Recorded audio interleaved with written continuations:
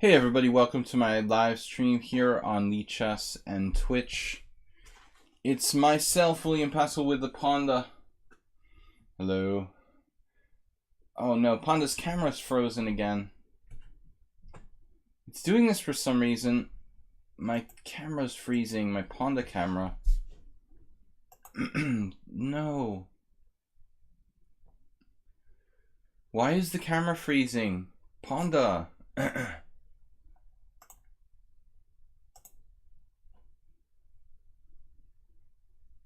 Now it's not coming back.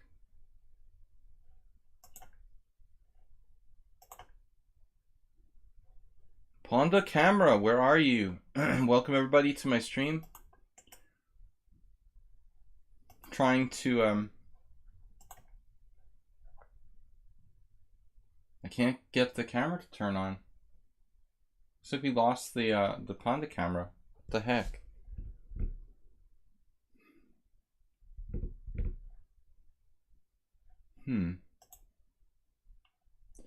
Guys, I'm just trying to troubleshoot this Panda camera.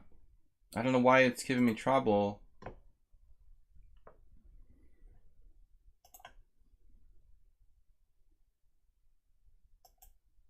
Really weird.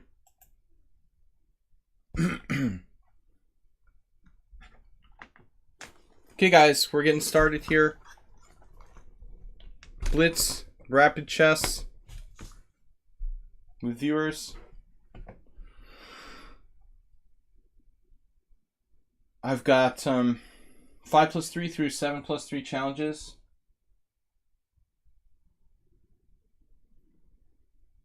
Don't know.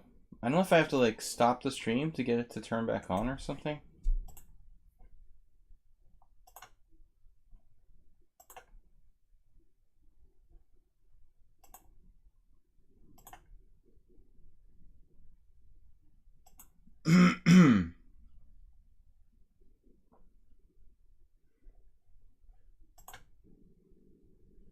Wait now. Could be getting it. It is back. Pondacam is live again. I think we fixed it. Good job. Good job, me. Roll Dixon cheered 100. I've got this bad cough, guys. I don't know if I'm sick or it's just an allergy, but I apologize in advance. We will get through this. I open the window, vacuum my room. I mean, I don't know what to do. All right. Hello. Hi. Hi, everybody. His lips are not moving. Oh. Yes, we're ready to go. All right, Merle Dixon is here. Chrominus Beta.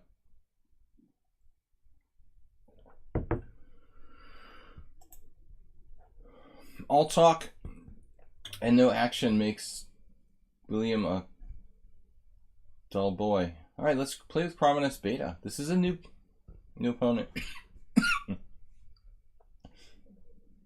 He has not got 100 games, but I'm sorry guys, I'm going to try not to do this like crazy coughing. Merle Dixon, thank you for the donation, sir. Guys, you can also donate. I noticed you were online, Infinite Flash Chess, and I noticed Acerbate uncharacteristically is not here today. But I know it's early for you guys, or late. So, you know, I can't expect my friends like you guys to be here every stream. I've got this very bad cough. Apologies. Oh, it's my turn. A little spaced out. I was actually playing a blitz game against a just random player just to warm up a minute ago, and I actually almost like lost on time. I didn't realize the first move had been played. I was sitting there waiting for, you know, them to move. And when I got down to like 4 seconds, it started to turn red. I was like, oh, it's my turn. Okay.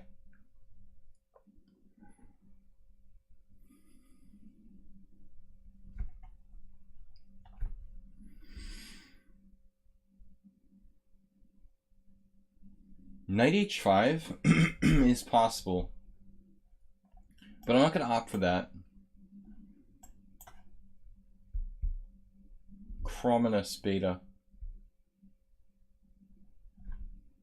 Cro-Magnon man.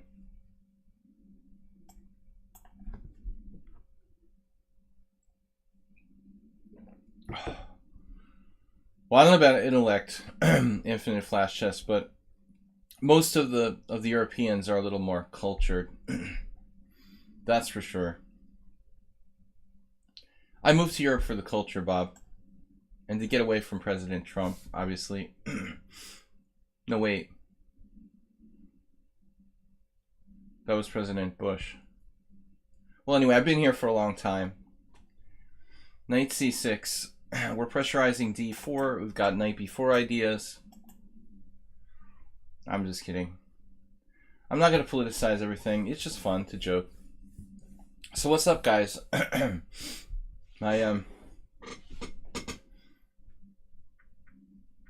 My friends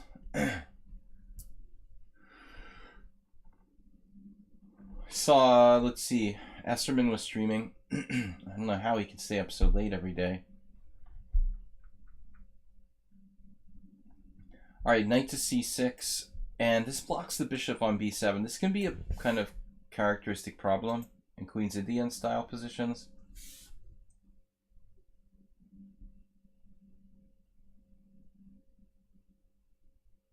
If I take on c4, they take with the bishop. So I guess I'll just stay compact, develop a piece, not commit myself. Kind of powerful bishop here, but it's not really doing anything on that diagonal. Something of a ghost piece.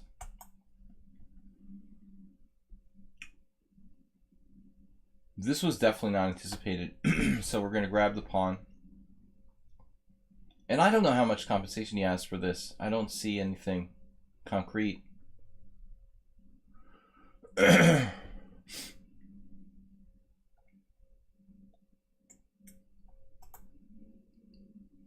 Will Skinner's here. He won a 90-30 classic game yesterday. Meeting him on move 16. I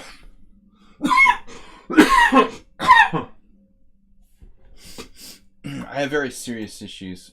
I'm sorry, guys, but I may need to start taking some cough medicine or something. I wasn't thinking I was sick, but now I'm beginning to question it.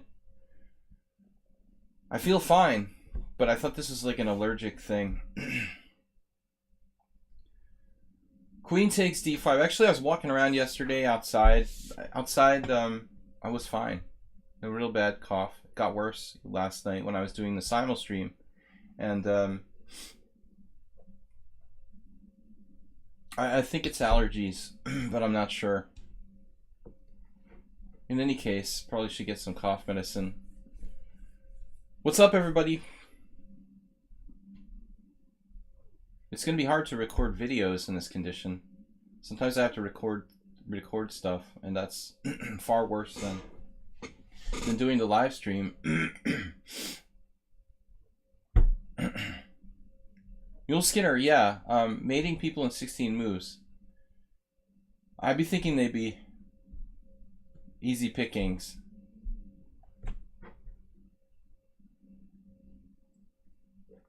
Will Skinner only 1750. Will Skinner is underrated. He doesn't apply himself and doesn't play enough tournaments, clearly. You were white. It had to be a like a Grand Prix attack. Did someone guess that, or did you say it? Yeah. No, Will Skinner said it.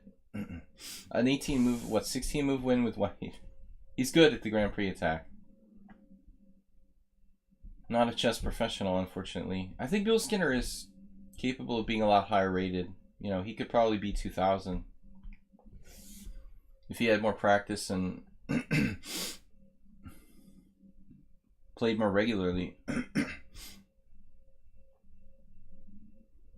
So if I take an f3 here, I don't know what I'm thinking about for so long. Take and then rook fd8.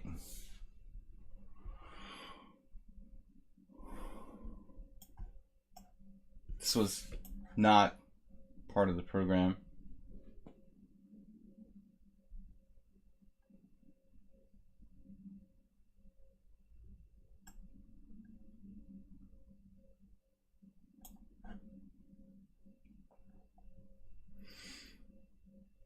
Skinning mules. Yeah, I mean this. What do you call an animal skinner anyway? Does that have like a name? If that's what you do for your profession, donkey skinner.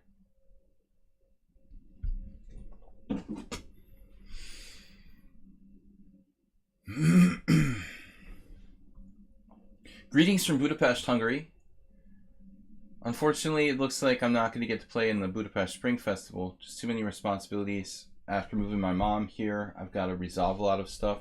I might even have to go back to the United States at some point in like May.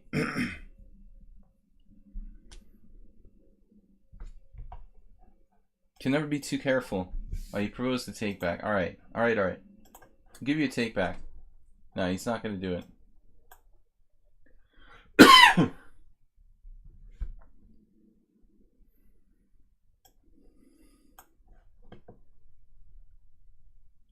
I might have to go back to the United States, just kind of check on things at some point. Not right now, but like in 2 months.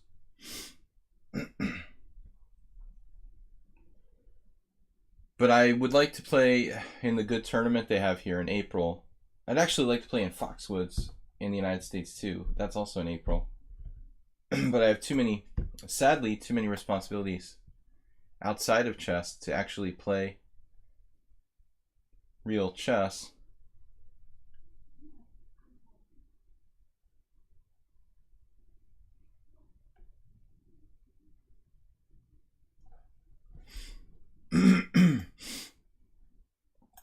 Alright, let's just grab the open file here. No need to be on the E file.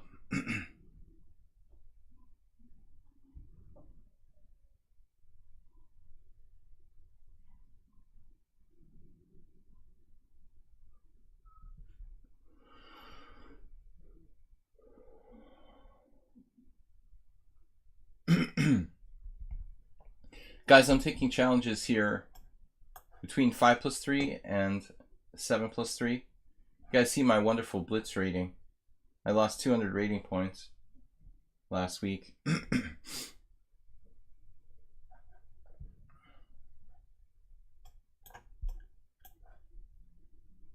The other day was Saturday.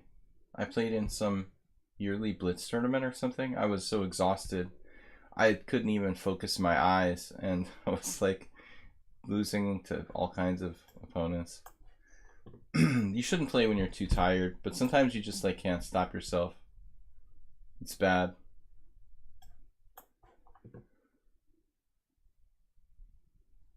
Blitz chess is very addictive. Only asking because of interest.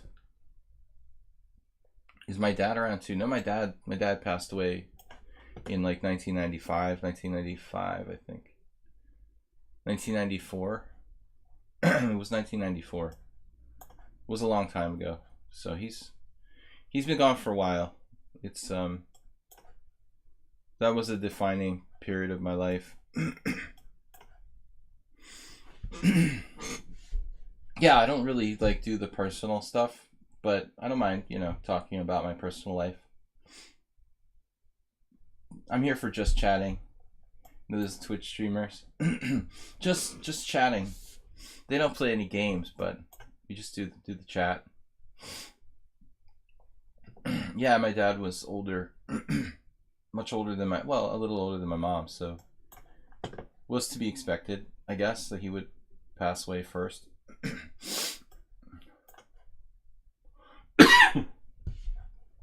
It doesn't sound like I'm gonna last too long myself with this cough. He offered a draw. Let me think about this. It does, absolutely. Totally.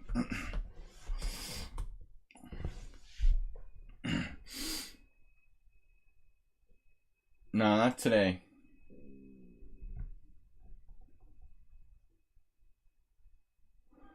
I need like a cough drop or something. Let me see if I can find something. Alright guys, hold on, I'll be right back. I'm going to try to grab some sort of cough drops.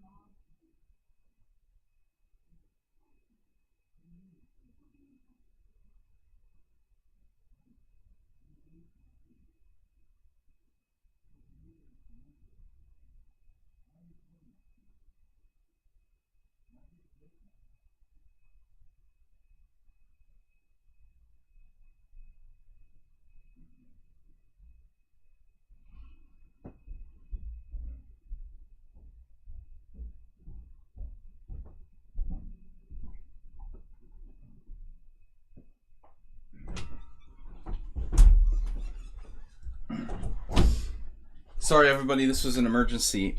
Had to find some cough drops. Alright. We're back. Emergency.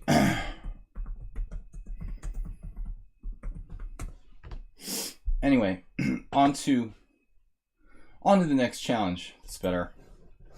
Mule Skinner, Fat President, haven't seen you in a while. I managed to find the cough drops somehow. I thought we were all out. That actually helps.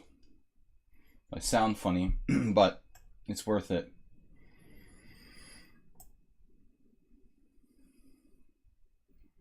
Okay.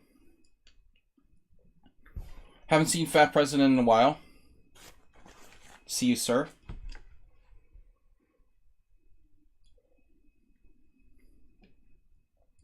Try to take Mule Skinner out of his comfort zone a little bit, while taking myself out of said comfort zone. I lost to this. The only time I think I ever played this was in Spain. Ironically, Mule Skinner. I lost to Grandmaster Vladimir Berbakin with white. I think bishop g4 is a very strong line.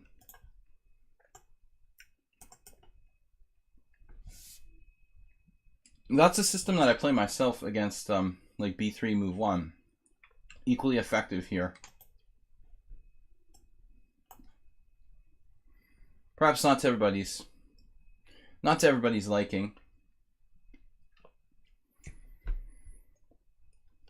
There was a game, like a famous game between Smyslov and Kasparov or something from late 80s when Smyslov was still competing. I think in that variation. I had a game like this about a few days ago. One of those Blitz tournaments where I lost 200 rating points. Yesterday I lost to a 1600.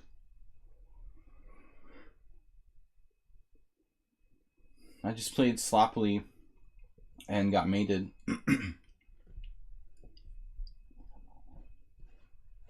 Panda's trying to imitate them, if you look closely. What's he doing? Dude, what are you doing? Double fianchetto. Reti. So if c4, d4, e3, I guess that would be all right.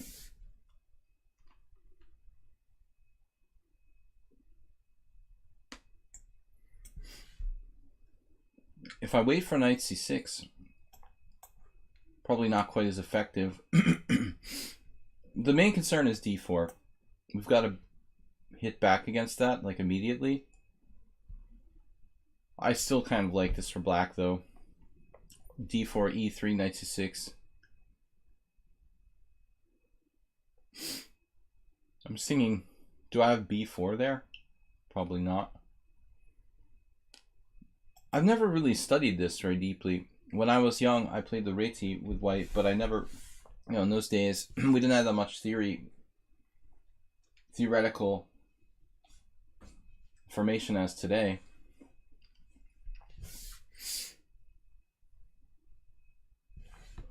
Guys, we're just taking rapid and casual blitz challenges.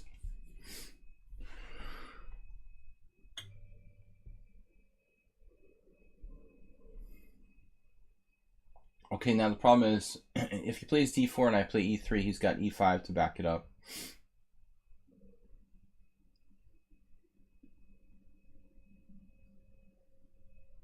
So I think I'm supposed to play e3 first.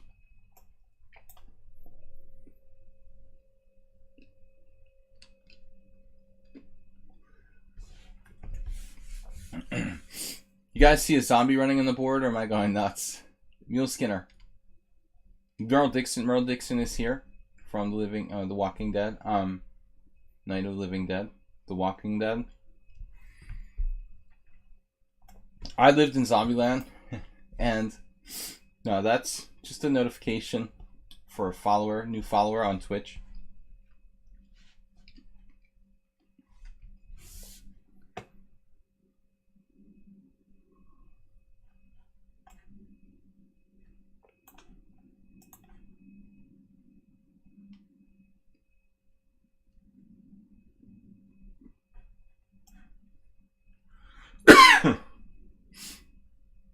My stream is kind of hanging there. Is anybody else having any trouble? Let me check my ping. Oh, my internet ping is good. But I actually noticed that my internet cut out very briefly while I was playing the warm-up game like 40 minutes ago.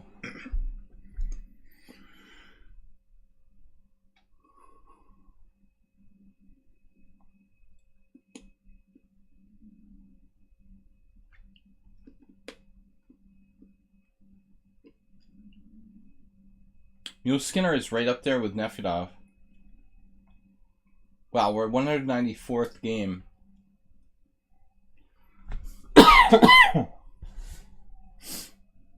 So this is what I would quantify as mainline Reti.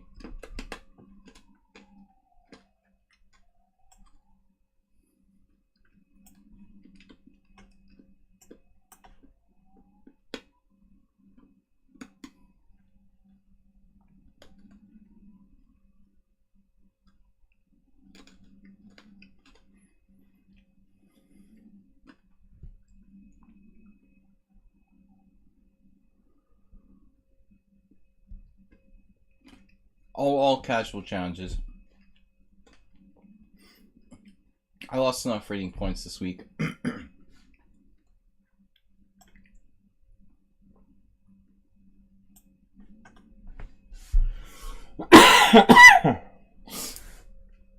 I'm sorry, guys. I'm just so suffering here. Not really sick, just asthmatic condition. All right. Rook d1. I feel good, but this cough is killing me. Rook d1, d4, ed, cd. If you play, sometimes people play d takes c. That's a very common move, although I think I like to see that because it increases my control of the center with b takes c. So Muleskinner is just basically trying to maintain the tension here. If knight c3, then d4, ed, cd.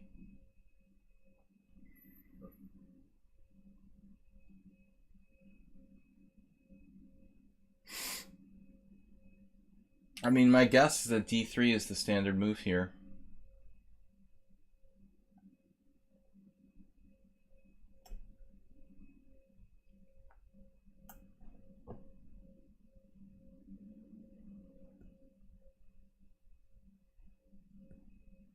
Yesterday, guys, in my simul, I did a 25-player simul, as I often do on Sundays, and I resigned in what was like basically winning position. In my last game, I thought it was unclear. I went to offer a draw against Dim, one of our regulars, and I clicked the resign button. Just flat out clicked the resign button. Just reached out and clicked it. I was thinking it was the draw button for some reason. That was embarrassing. This is one way to end the simul.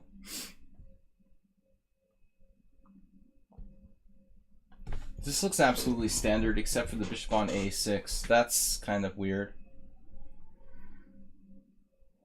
While actually doesn't seem... It doesn't seem all that bad.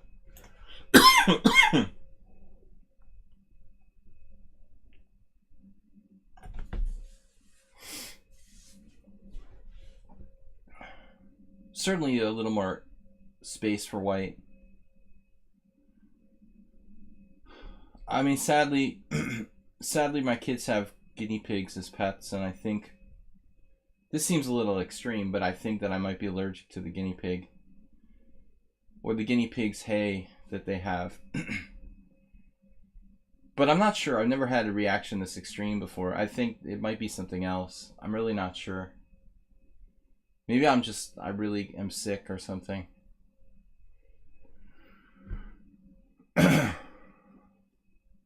But like when I leave the house, it tends to get a little bit better. The simuls are tough.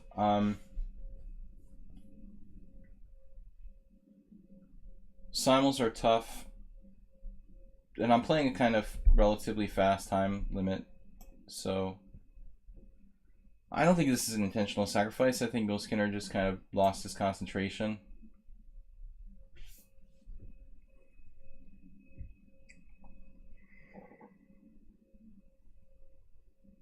What I've noticed about Muleskinner, and I guess this is true for everybody, but he has like certain positions that he plays extremely well.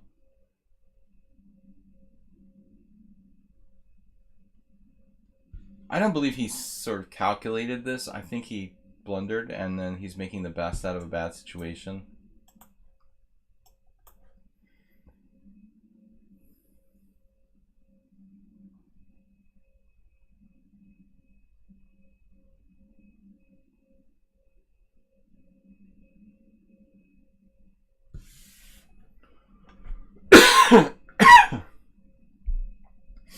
All right, f takes e6. Knight g5, not a good idea. h3, just kicking him out. a3, kicking him out. Let's kick him out before he does any damage. I enjoy doing the simuls, but optimally I'd like them to be longer. Yesterday we did 30-40. And it went 30-40 extra 40 minutes. It went 3 hours. The cough of 1,000 pandas. What does that mean?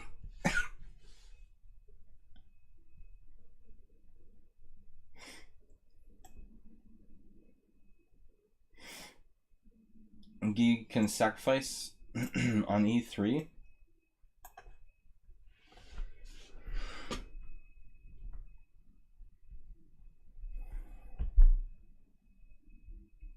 If anybody wants to send me like an asthma inhaler or something in the mail. Alright, I remember I had bronchitis a few years ago, and I had to have one of those asthma inhalers. It really helped. Alright, sounds like I'm close to it again. Knight g5.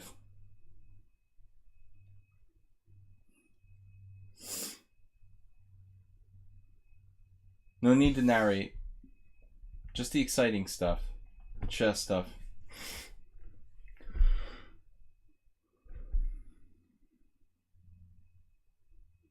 Yeah, Mule Skinner is just clearly not awake yet.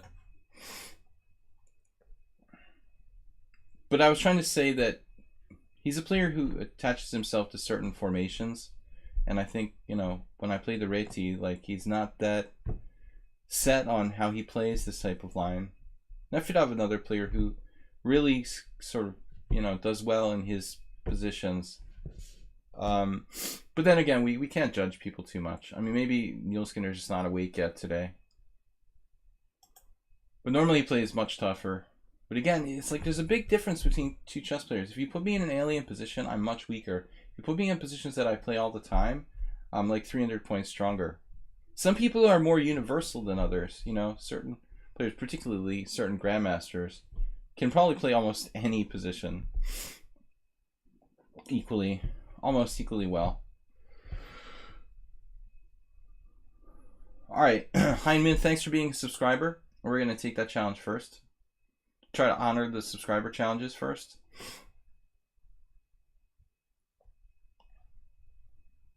What do we want to play? A little e4. Don't play enough e4.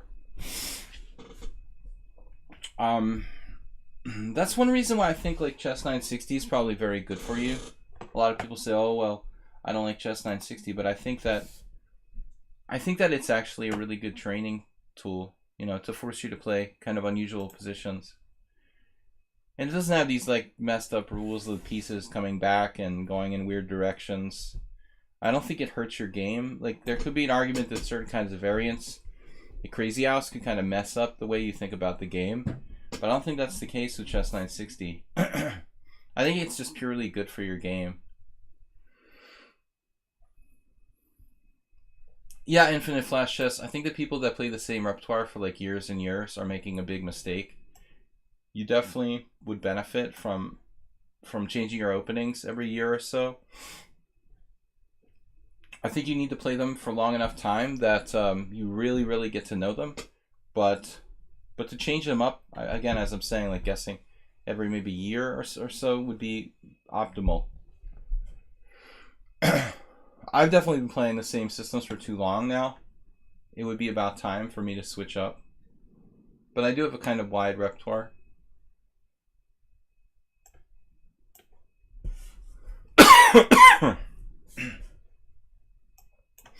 Okay, Heinman, I've never played you before. It's weird. I had the feeling that we played already. You were just in my streams chatting. It's really strange.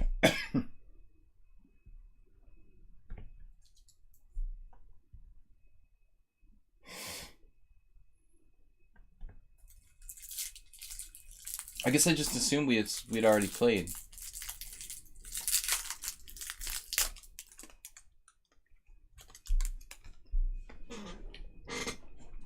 Yeah, Infinite Flash. You need to change up your openings.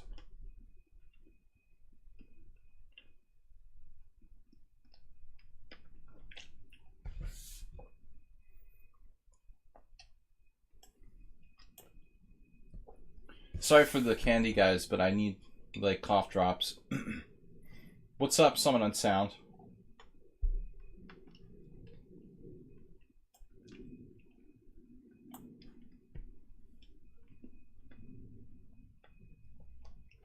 I guess I have to revert to the Fischer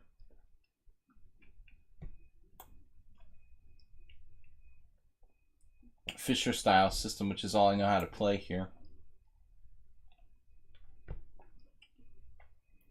I think there's a line with like Queen F3 and Bishop G5, but that seems really strange.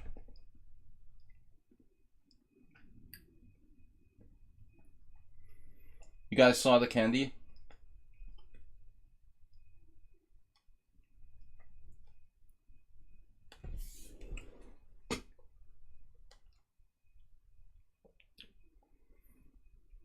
I never eat on stream, and I don't like to eat at the board, but in this special circumstance,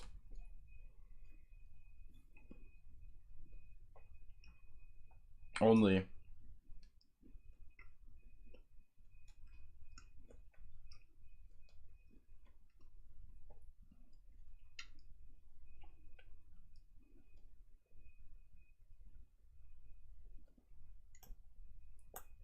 This move seems particularly feeble.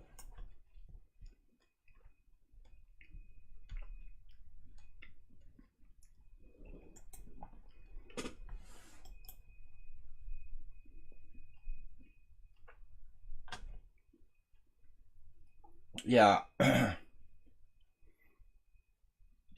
We've had this discussion before about people eating like sub sandwiches at the table when you're playing in a tournament.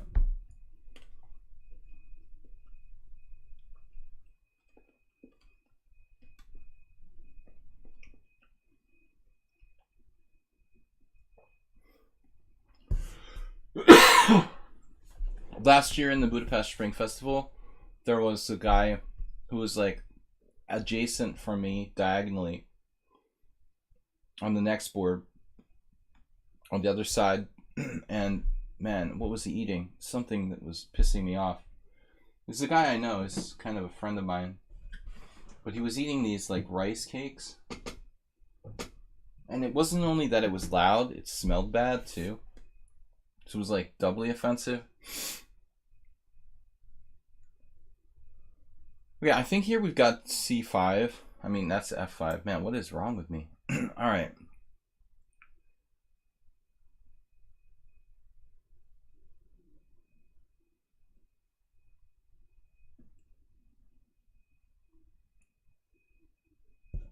I like this. We'll go back to e2. We'll play this like traditionally. If e5, knight e2, like queen b6, check, king h1, knight g4, queen e1 is probably fine for white. What did I just say? e5, knight e2, queen b6, check, king h1, knight g4, queen e1. Yeah, that should be good. I mean, because like knight f3 kind of gets in the way of stuff when you're playing this kind of Sozin.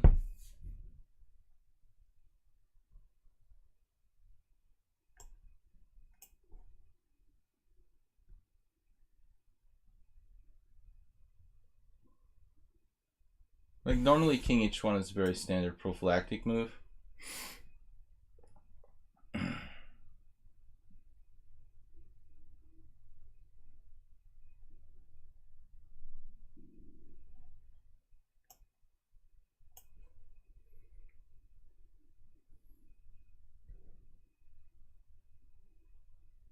He's clearly like trying to engineer knight c5.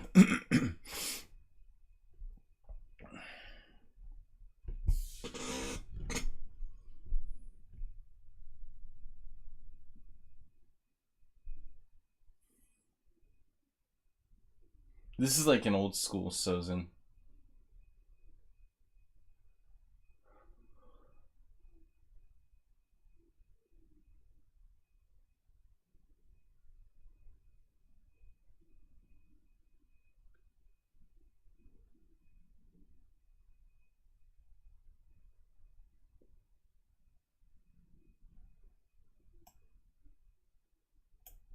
I guess king h1 is pretty much always useful.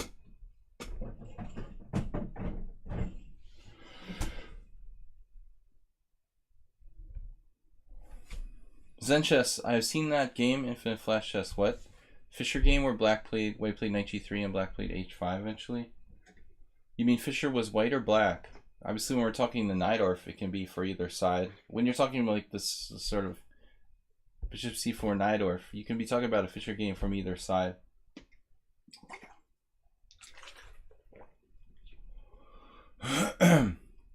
Is this a game that's like in my most memorable games? You guys have any clue? That's why it's memorable games, because Infinite Flash Chess can't remember. My 60 memorable games.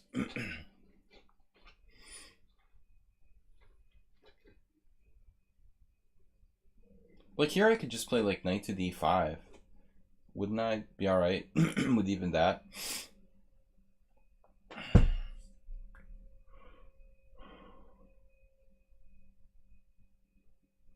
I try to just be lazy, keep it lazy.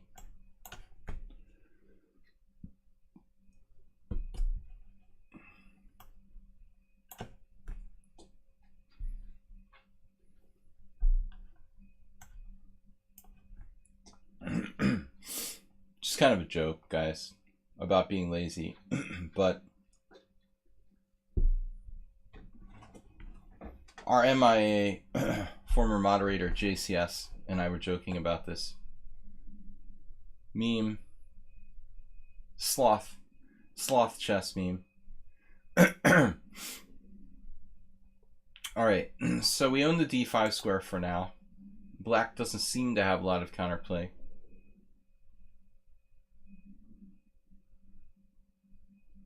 Granlund says, "Can I challenge you? I'm not good though."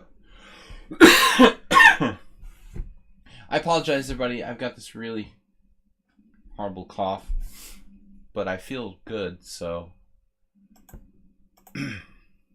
I don't want to stop streaming. There's a mere pneumonia or something. Huh.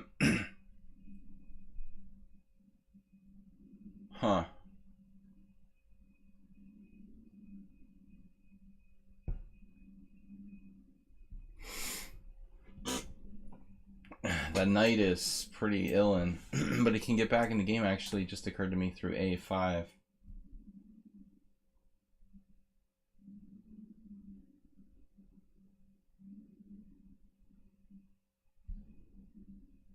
This is an interesting position, kind of deceptive.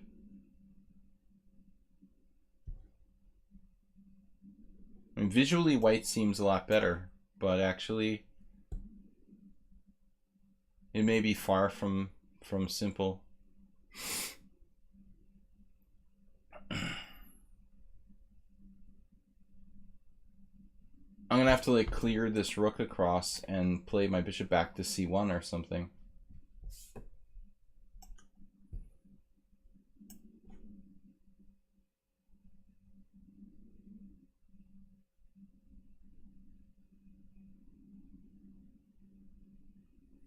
I wonder if he should really do that. And they're instantly taking, like, you got to at least give passing consideration to taking with the d pawn. All I'm asking for is like, passing consideration. You got to be a hardcore Najdorf player to like this kind of endgame.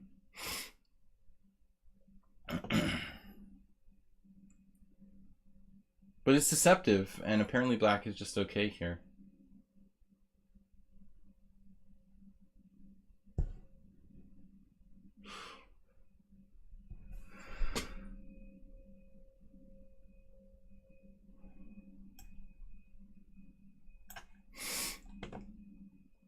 My knight is pretty bad. It's just as bad as that bishop, essentially. So I guess at the end of the day, you know, that's what kind of cancels each other out. Bad bishop against bad knight. Infinite Flash Chess, I thought about rook d5, but at the end of the day, I decided that he would take it and play rook c8, rook c4. And I didn't really like the look of that. But maybe I missed a really... No, I don't think I had time. You know, rook d5, rook d5, e d5, rook c8. And if I had time for knight e4 and b3, I'd probably be okay. But unfortunately, I can't contain him. I mean, maybe I can play like just rook e1 and sit there. It's possible that you're right. But you're correct. Yeah, if I get my knight to d5, I'd be great. You know, white would be better. If I could execute knight f1, knight e3, knight d5, black would be clearly worse. I mean, this is the kind of position that we strive for in this type of line.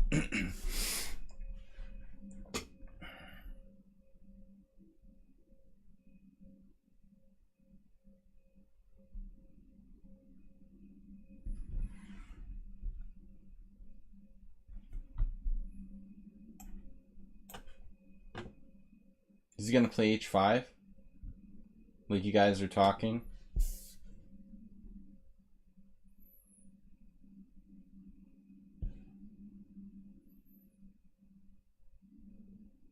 Can't just...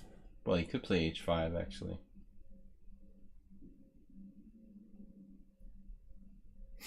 He's preparing it with this move.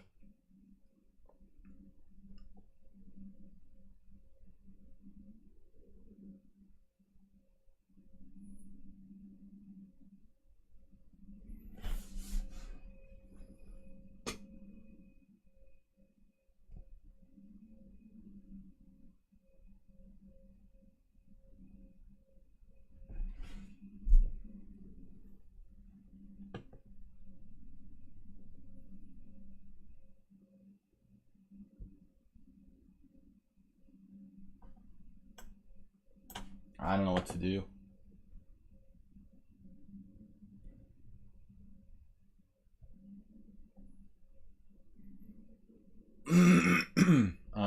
Man, why don't you just take that? I guess it's not so clear. Okay, this is getting weird.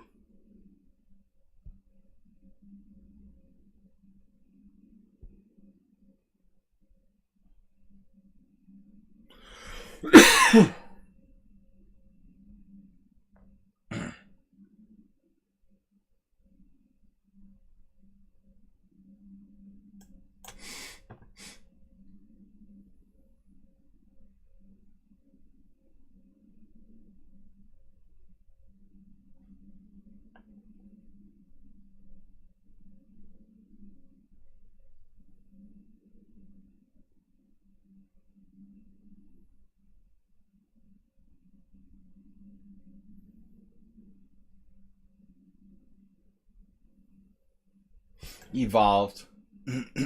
Evolved or involved? It howls in pain. Absolutely.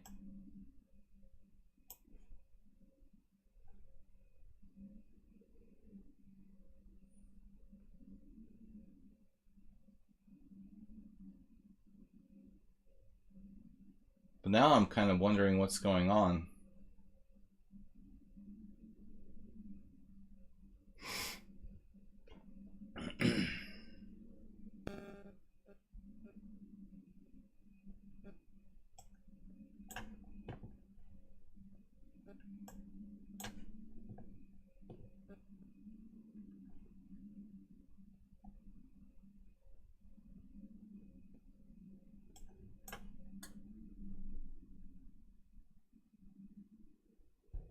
That's the one thing he has here.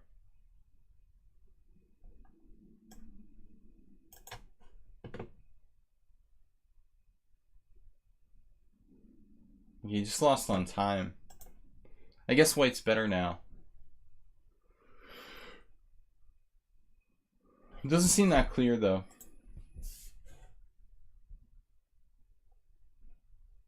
At this point I'm better. I think black was better before. You go back 10 moves. It's interesting. The computer says it's equal there. Okay, guys. It was an interesting struggle. Kind of difficult to evaluate. What do we have for subscribers now? I'm waiting on Fat President. But for subscribers, we've got Haberbaum, Alms, Zenchess. Zenchess, you lapsed, right? You're in big trouble, man. You're somewhere between... Oh, he subscribed. You tier 2 subbed? What? And I missed it? Zenchess subscribed to tier 2. He subscribed for 16 months. He's a tier 2 sub. Our only tier 2 sub. Where's Acerbate today? Tier 1. In honor of my wonderful voice, Zenchess subscribed to tier 2. Alright. We gotta take Zenchess first.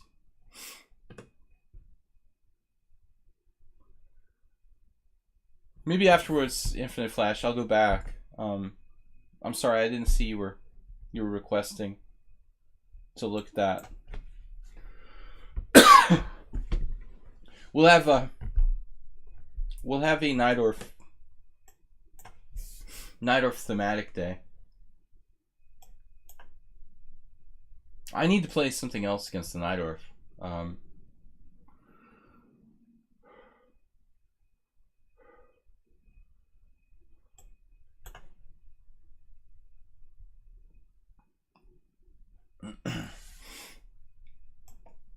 Alright, just to keep it thematic, we'll play the same opening.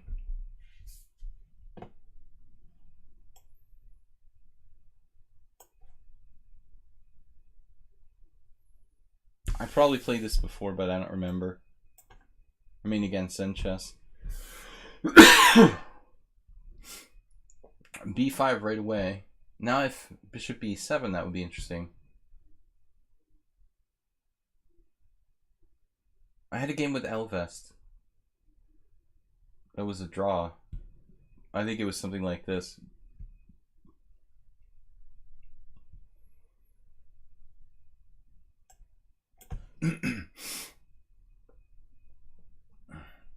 I drew the strongest players in this tournament, this GM tournament, and like lost all the weaker ones.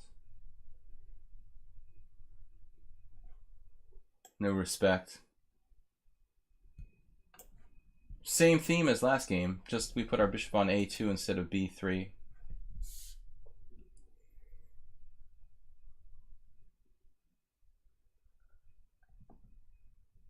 Zenchess is awesome, tier 2 subscriber. Panda's excited. Hey, I'm so psyched. Tier 2 subscriber. What's up, guys? What's up, Infinite Flash? Alright,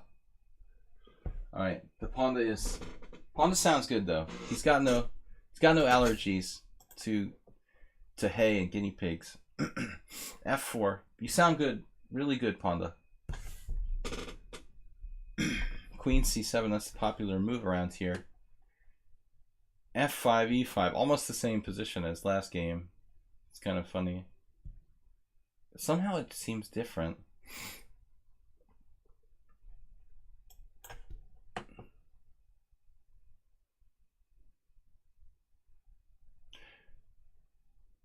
I mean, yeah, I mean, I saw you could take on F6. I thought it was maybe the lesser of the evils, but your line looked interesting too, obviously more risky.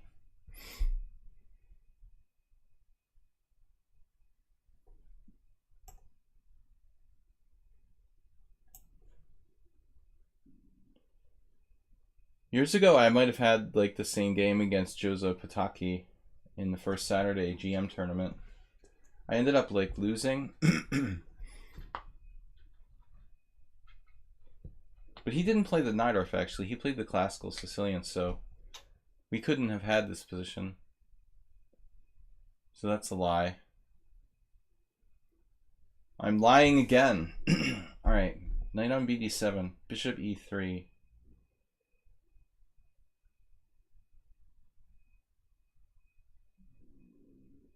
Bishop G5 doesn't have much effect here, so King H1.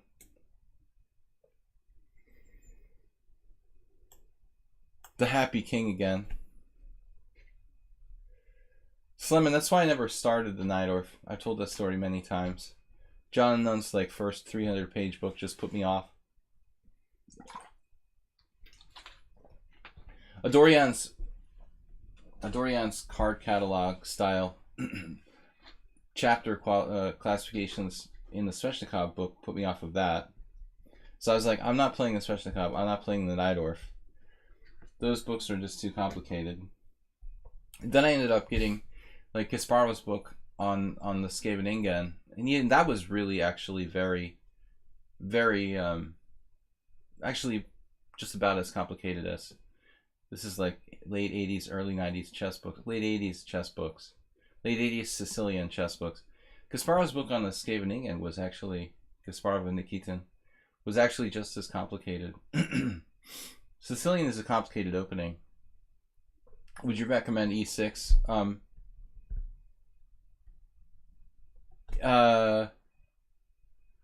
Yeah, E6 is pretty good. I mean, a lot of people consider that to be the solid Sicilian.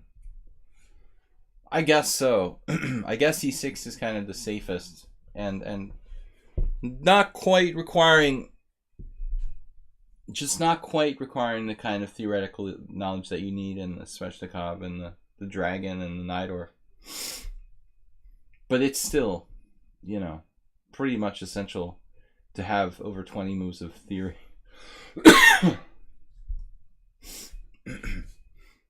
So after 95 we have pretty much the same position.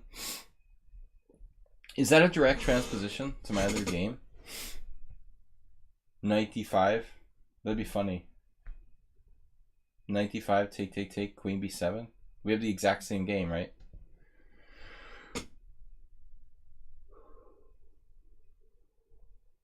Other options include queen f3. I think that's probably better. We'll say the better move for Zen chess. I remember years ago, a good friend of mine had a game with Alexander Boykevich, and I was watching them battle it out in one of these. I think he probably played queen b3. Analogous position. I'm not sure it was exactly the same, but it seems like I wimped out last game with 95. No, this was a book, you know, that was more of a, not a lot of text really in the Kasparov Scheveningen book, Infinite Flash, and I think that Nikitin actually did most of it. He was like Kasparov's trainer, so they sort of did this book together. It's not like Kasparov's modern books, you know, where he has a lot of text in his great predecessors and stuff like that. It's just an opening book. But it had tons and tons of information. For an 80s openings book, it was excellent.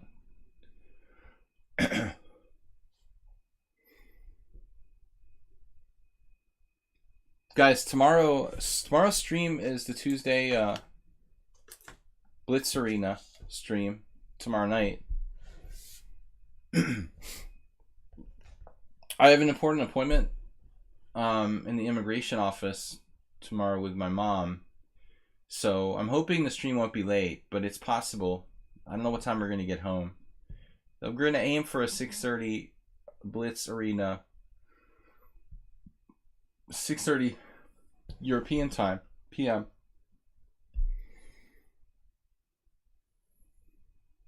I'm starting to like this position. Why do I like my position so much?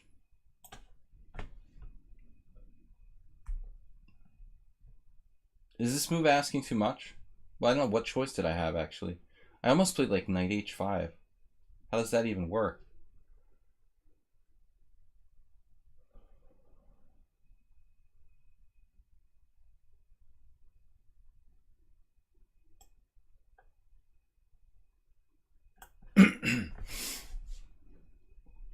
All right, sir.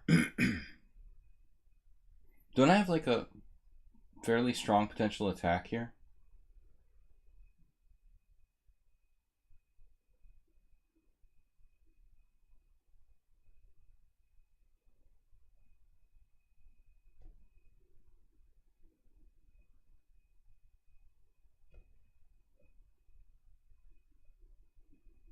Making Esterman look like a walk in the park. I'm just kidding. Bob was here. He'd be like, provoking a confrontation. Alright. No, seriously.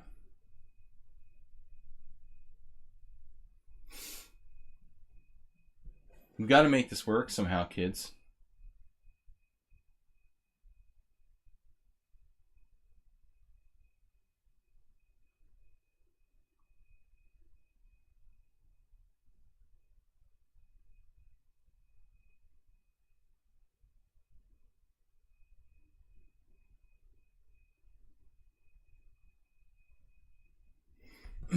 Alright, I don't know, man.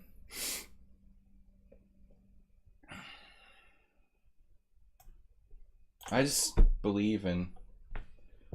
I just want to believe, you know? Gladys Troll, what's up? Created a lichess study for each predecessor. Honestly, I wonder if Kasparov did those books all by himself. I mean, did he have like ghost authors help him? It seems like a big project.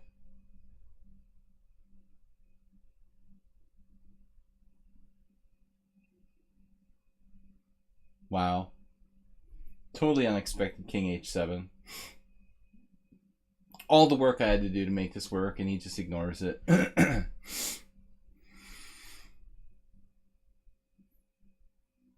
It's so disappointing. I can't believe it.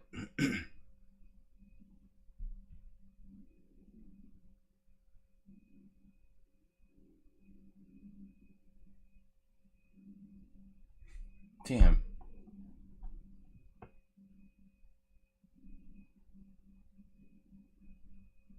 I can't believe you just ignored my whole sacrificial thing.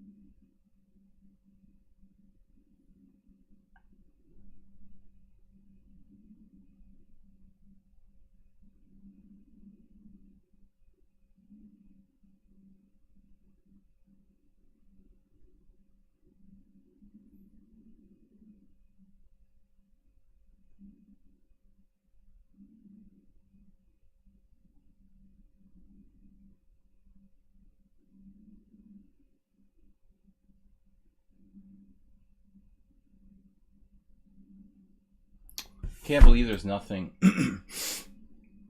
Nothing for me. Just this stupid space advantage, which is practically useless.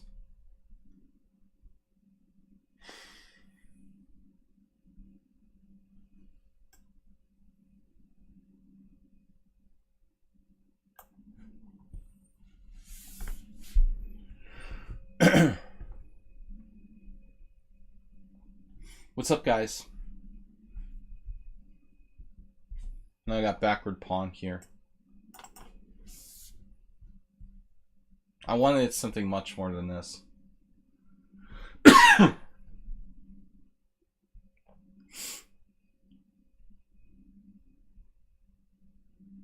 mean, I guess it's okay. Nothing, it's not bad.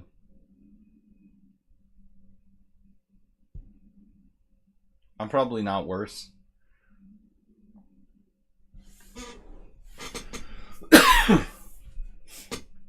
So tomorrow night, 6:30.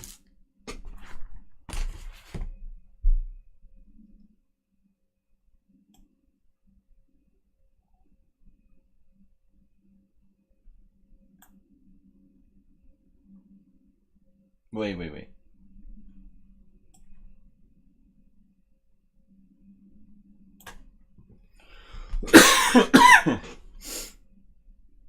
I apologize, guys, for the coughing fits. Very important I get this rook across. I almost played the stupid move rook f2. Black would have counterplay. Maybe we can play rook f2 later.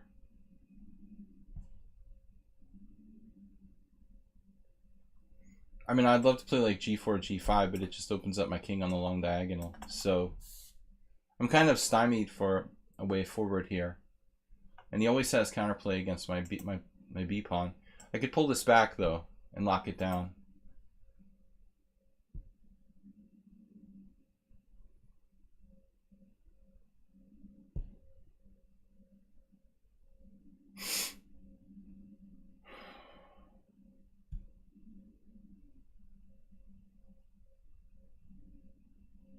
Alms on Twitch, thank you.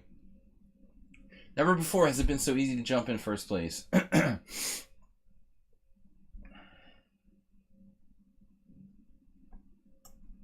Okay, I don't know what to do here.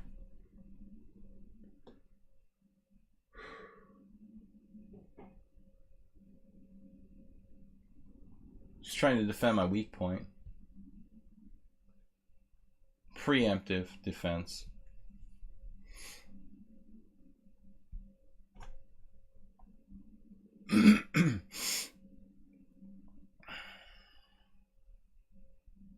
Thank you for the donation, Alms.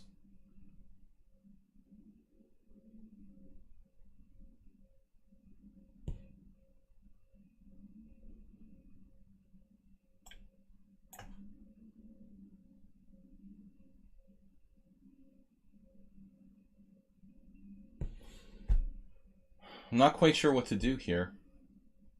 Maybe h3.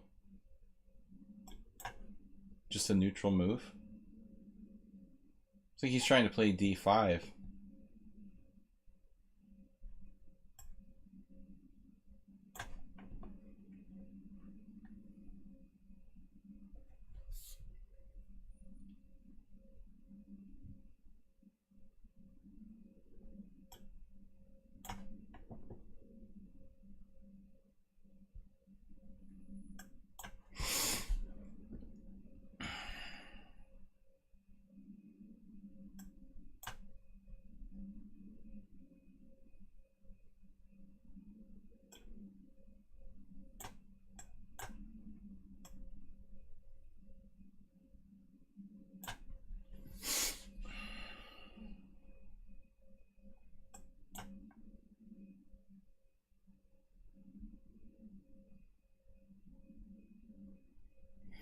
It looks like you're still hanging on with a rook c4 idea.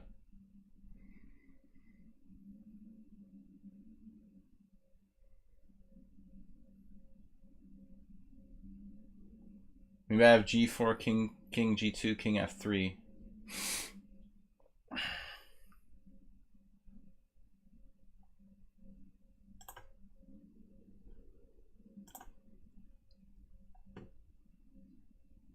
Computer likes white.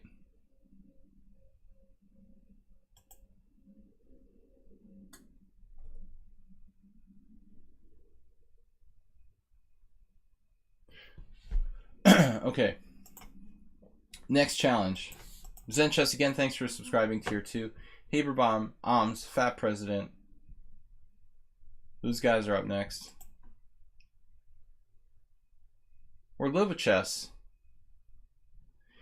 Orlovichess, what's up? Orlovichess is a streamer here.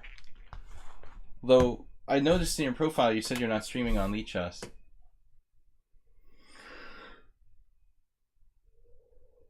I noticed you're on the other day or something. Don't remember. But I was surprised.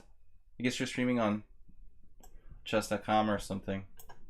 So I'm living in Hungary, yeah. I have a long history with Hungary, like going back 20 years pretty much. But originally I came to play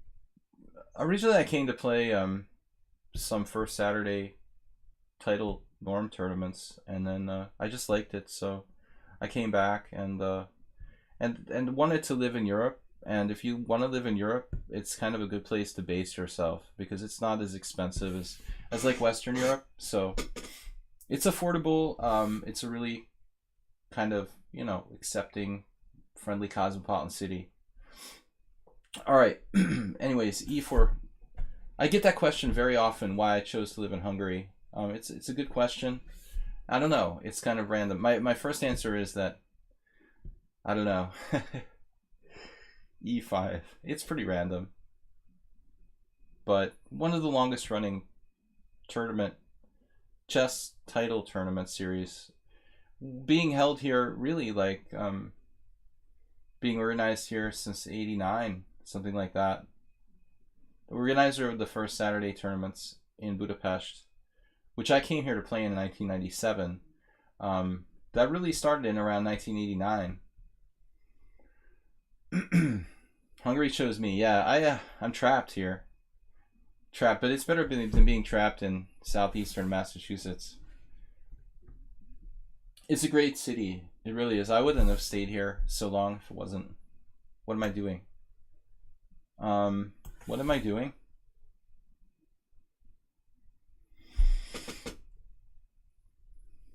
What am I doing? I don't remember this line whenever I play it. Haberbaum has played this with me before.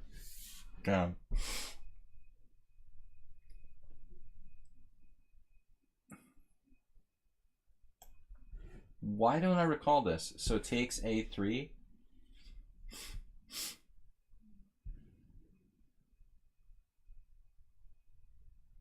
Every time I play this, I get confused again. No matter how many times I've played this position.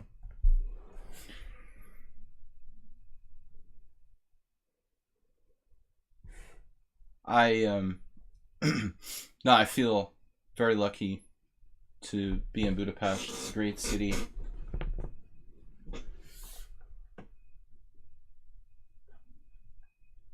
Except for the ambulances. Last night I was getting irritated during my simul stream because there's like this constant flow of ambulances down the street. You can't hear yourself concentrate. If you're trying to play chess seriously, anyway, I don't remember what I'm supposed to do here. This is ridiculous. Okay, so this is it. This must be the variation. Bishop takes c3, bc, knight g8. It's so hard to remember this. It's such a counterintuitive type of line. Morosevich.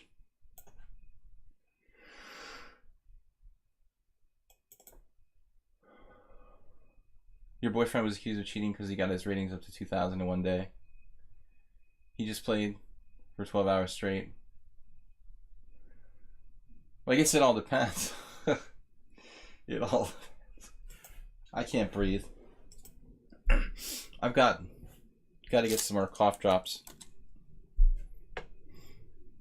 I'll just play chess instead of talking and trying to breathe.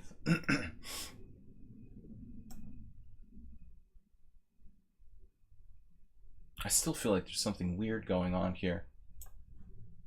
I think this is right.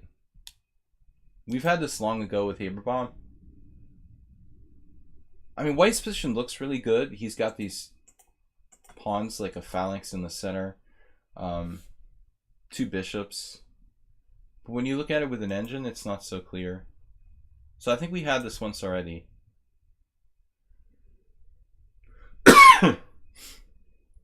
I don't remember if A4 is a new move. But I'm fairly certain that Haberbaum played this against me earlier. What are you talking about, Orlova Chess? Here on lichess or that other chess site? Okay, here.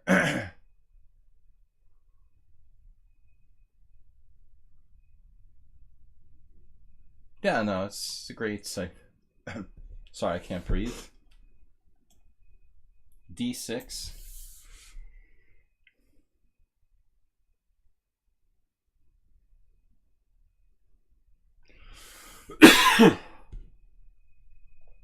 Haberbaum's still in his preparation, obviously. I'm not remembering what I'm supposed to do. Oh man, alright. So d6, bishop a3.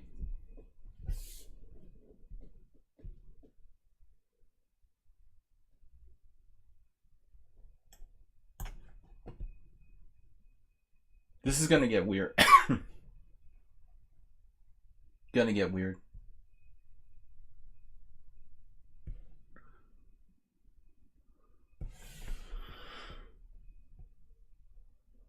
Alright. I was fine like yesterday, and like last night I just started while I was streaming the Sima last night. This like brutal cough. Now it's turned into virtual bronchitis. a4 knight c6. We're just trying to tie weight down to d4. Literally I was fine yesterday. Just a little sniffle. I don't want to cancel the stream though. I mean, I don't feel good. I feel really good. I don't want to stop streaming because of some minor illness, but it is pretty disruptive.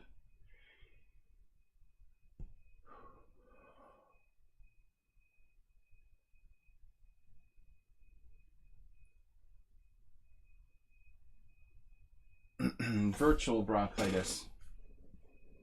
Queen e4. Does that seem like a strange move to you guys? What about h4? Panda has one track mind.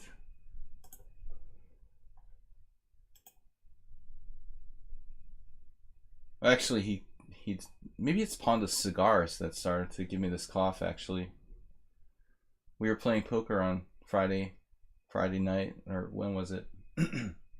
Panda was just constantly smoking cigars. That must have been what did it to me. I guess I need to develop my pieces here.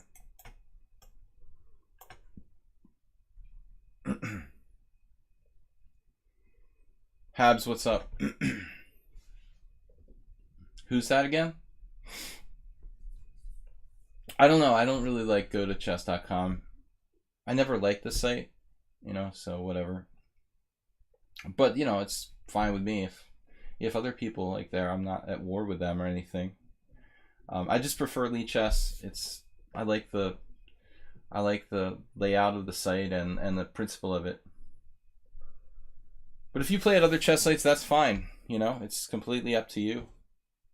I'm not, you know, a paid sponsor of any particular site. So, what are we doing here? Knight f5, trying to get out of town.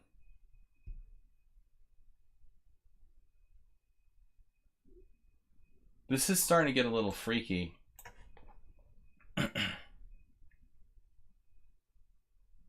No, the chess.com, I mean, I have the feeling that whoever like designed their site is like friends with the owners, and they're just like, they just refuse to go with anything other than whoever that original programmer was. It's horrible. Yeah, I couldn't even bear to play on there. But again, whatever floats your boat. Bishop a3, knight f5. Pressurizing d4.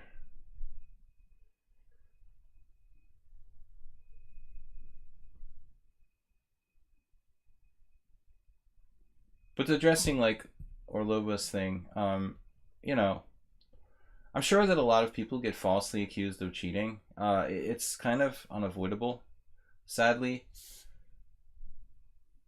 You know, I guess the trouble is how to deal with situations like that. You know, it's really not easy.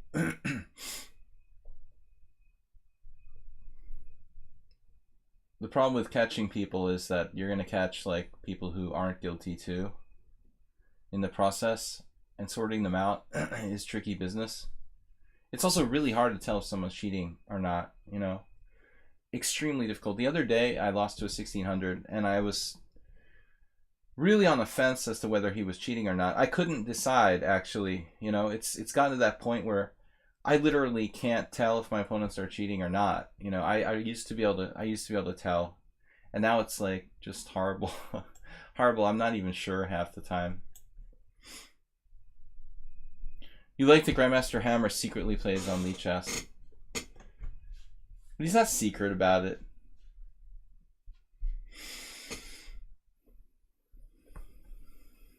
Knight a5 again. Umap, why do you say that? Well, we've been waiting to set up knight f5 forever. in a good moment here.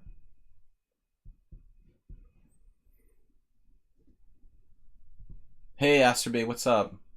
Yeah, I mean, no, it's the problem with, I mean, lichess on like some sites actually tries to actively catch people, which is good. But like I'm saying, with the guy I played the other day, I looked at a couple of his games and he like played perfectly, and then like the other games he's like dropping pieces and stuff. So what am I supposed to say? Like, look at this guy's games. He's clearly a computer. I mean, he's not clearly a computer. You know, it's very hard to say with a lot of people. I think that people just like use the computer for like just a few moves, you know, and then he played like a series of 6 or 7 moves where he played the perfect move and then played the rest of the game normal. I mean, what am I going to do? Like report him to lichess to say, oh, this guy's a computer. He played like 6 or 7 moves in a row that were like perfect according to Stockfish. I mean, that's not any kind of evidence. I can't say that the guy was definitely using an engine. It's just hard.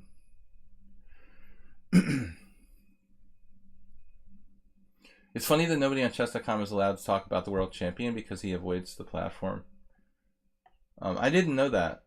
I mean, I don't follow chess.com, so I mean, I thought that he was involved in like that chess league or whatever they have. I mean, he did matches and stuff over there, so I can't keep up with the latest rumors or what have you.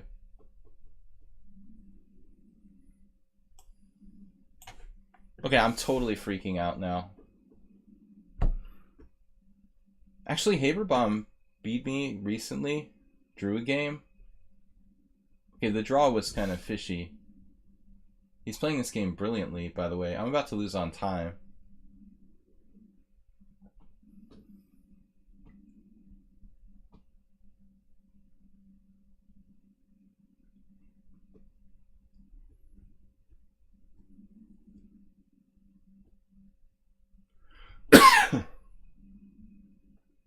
All I know is that it's been a long time since I reported someone for being a computer.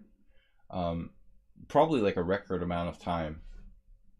And I don't know if that's because people are just getting better at cheating or there's less cheaters, you know, but I literally can't remember the last time I had to like write a message to lichess and say, hey, like somebody was cheating against me. It's been like months and months ago. But I don't play enough. Magnus Carlsen just bought Chess24. Interesting.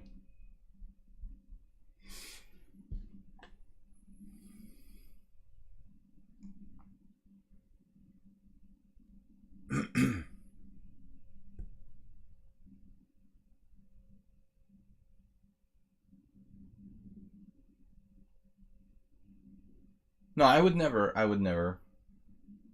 have an account on chess.com, but I never really used it. A few people that I worked with, like they wanted to do lessons on this site, so I was like, all right, whatever. But I don't like the interface. I don't really like the owners of the site. I like that lichess isn't, you know, a private corporation. Just a place to play chess, you know. I mean, that's more cool, I think. But I mentioned this many times.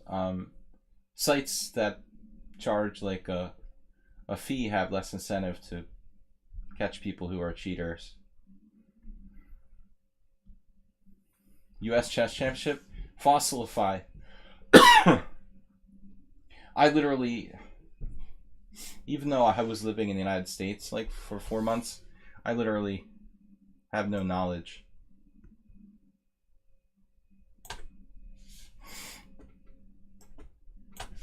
Dude, what is up with this guy?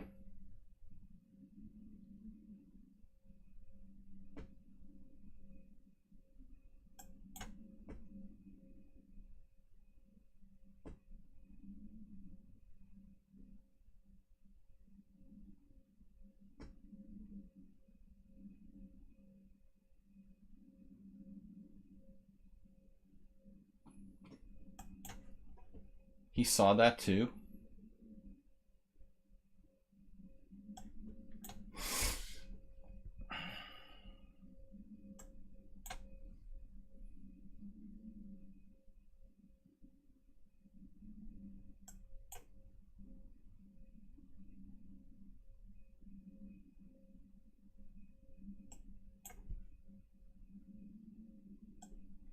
What just happened?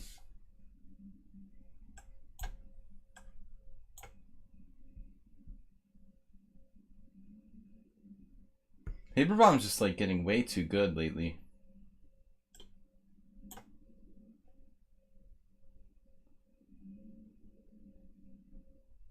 He's also like incredibly deceptively fast.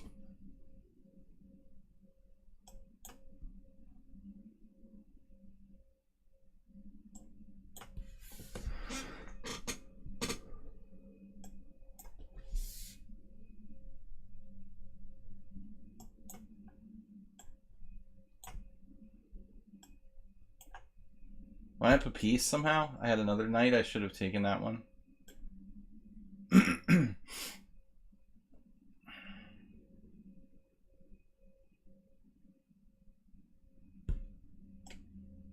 This was an atrocious game by me.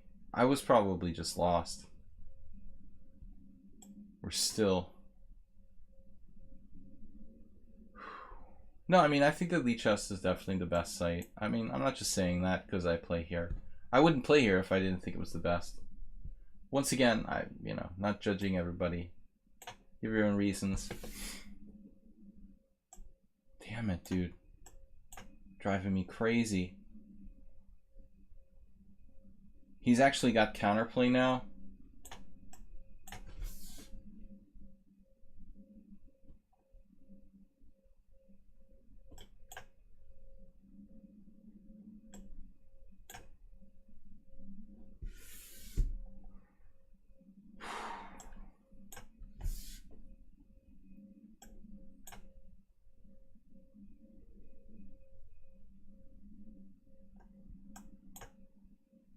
Man, this was like totally out of control.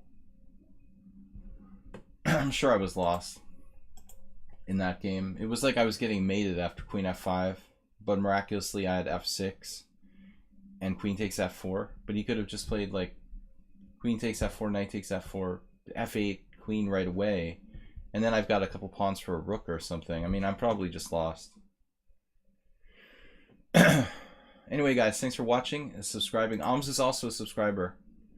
You don't get your points back on other sites. Dude, you can't even report people for cheating on other sites. Like, forget about it. It's ridiculous. All right.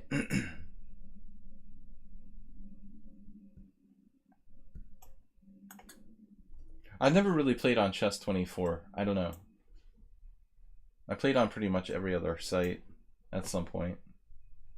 I never played on ChessCube. And then there was this other chess site I like forget. Like I played on another chess site. I've been around so long that there's like chess sites that I played on that I can't even remember. That's how, isn't that scary? Oh no, Alms with the Lasker variation. Yeah, but like Infinite Flash, like they don't want to report people for cheating. That's the whole point, you know. They'd have to give up their members. Half their members are cheating.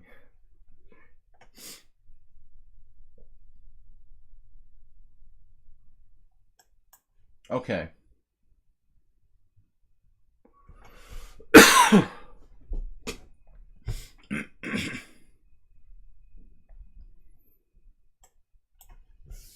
This is a really solid defense. If you want something rock solid for black against d4, the Lasker variation of the Queen's Gambit declined. Probably one of the best.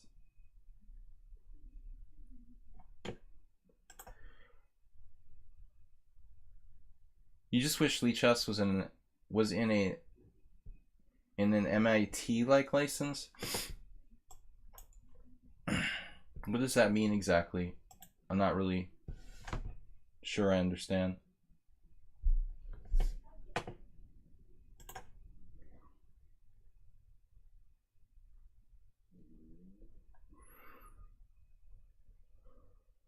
Technical term. An MIT like license. Now maybe knight c6. I just set him up for this. Synonymous with being open source. That's what I guess they're talking about.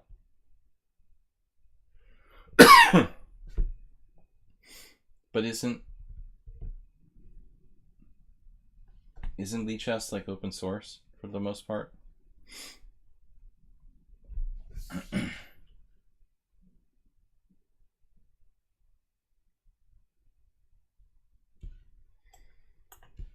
This is enough to make you stop playing d4, alms.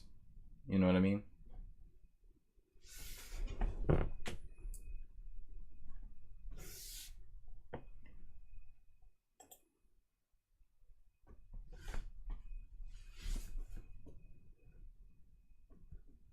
Rook d8, Mr. Solid. Guys, we're taking Blitz and Rapid Challenges. I'm going to be streaming for about another hour. Fat President is up next. I kind of regret playing a4 now. I think this move just basically weakened my position without any real benefit. Although I know I don't have an advantage anyway.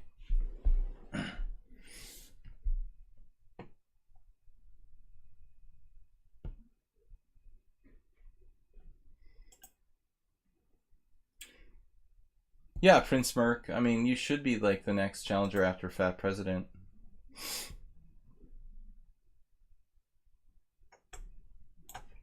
I have no advantage here. This is just equal. I mean, I theoretically have this advantage of like having the strong central pawn here on d4, but it's so irrelevant. Without that many pieces on the board, I think it loses its value. Space advantages kind of lose their value when there's not that many pieces left. We've already traded 2 sets of minor pieces. My A pawn is a weakness. I'm an optimist.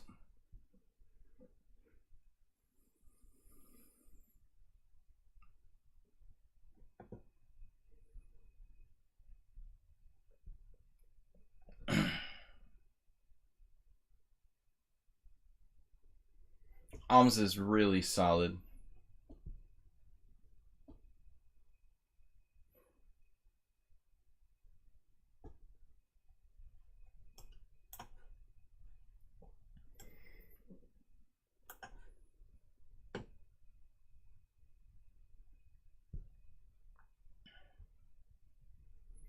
All right, Infinite Flash just brought up an interesting point. De Bueno says, hey, did you ever... I'm from Massachusetts. Did I ever play in Harvard Square? Yeah, I mean, I spent a lot of time there, of course. I lived in Cambridge, Massachusetts for years. So, no question. I used to play chess for money in Harvard Square for a long time. I taught Esterman everything he knows. Did anyone ever tell you they look like the Polish actor Zamykowski? No. I didn't know that. But right now, I need to get a haircut. I know that. I need to shave. I look pretty rugged. Andre is this Russian chess guy, Russian candidate master who plays chess in Harvard Square. Yeah, I was playing chess there many years before Andre existed. Long before Andre immigrated to the United States. He doesn't play. He won't play me. There was a time when he played me, but I beat him down. So that was it. That guy's about, he used to be, I would say, around 2300 strength, but he's probably old now. Chess parks in Budapest, nothing really good. The outdoor chess scene in Budapest is sort of, sadly, very weak. If you compared it to like a Western city like New York or Boston, much stronger players hanging out playing chess in the cafe park than in Hungary. You'd think that like here there would be lots of chess players playing chess in the park. Sadly, it's pretty weak. Like if you do find a park where people are playing chess, they're generally extremely weak. It's not like Russia or the United States. And it's kind of funny because Hungary has a really strong chess culture.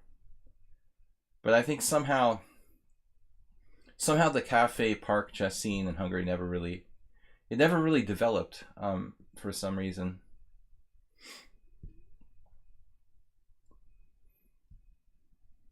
I've got a like big park across the street from where I live, and almost never you'll find, like, there's some chess tables, but almost never you'll find a master level player playing chess there. It's really kind of sad.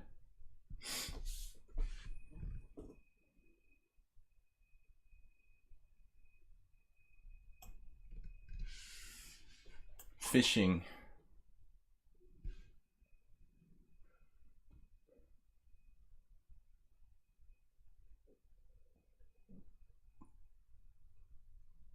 Rook c7.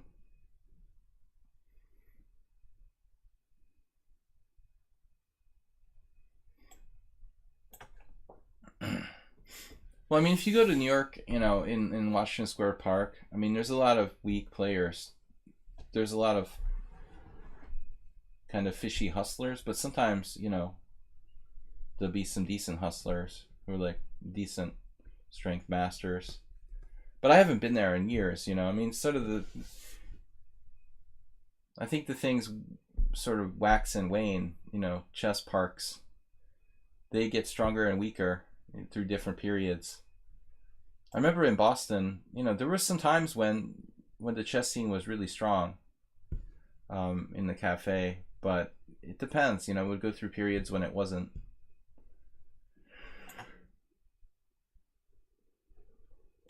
Man, Alms is just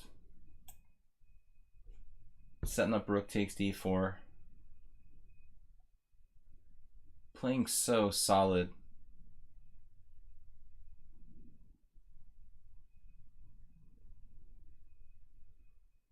You'll never play chess over the board in Russia, not even a park, forget the clubs. Gladys Troll, I always imagine, like, I never played chess in the park in Russia, but I mean, I've been to Russia a couple times, but I never hung out, you know.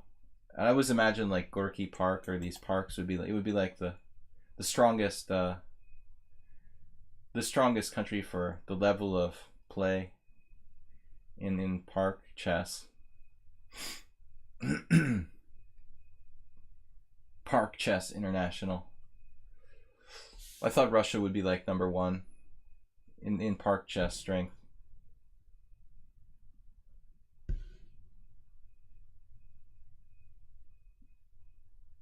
Hungary's surprisingly low on the list. You know those like top 10 lists that you see like on the internet that are like clickbait? Top 10 park chess countries. #1. You would never guess it. #1 is probably like somewhere like France or something where cafe culture is really cool. Queen d5.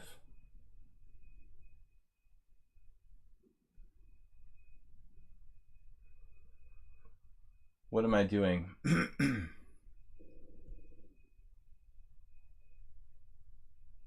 So I'm just slightly worse. I mean, this is why I didn't like the move a4. I knew as soon as I played it, it would be like knight c6, knight a5. That's it, you know. Maybe we could try to take over the c file. Then he has this knight b3 move that's super irritating.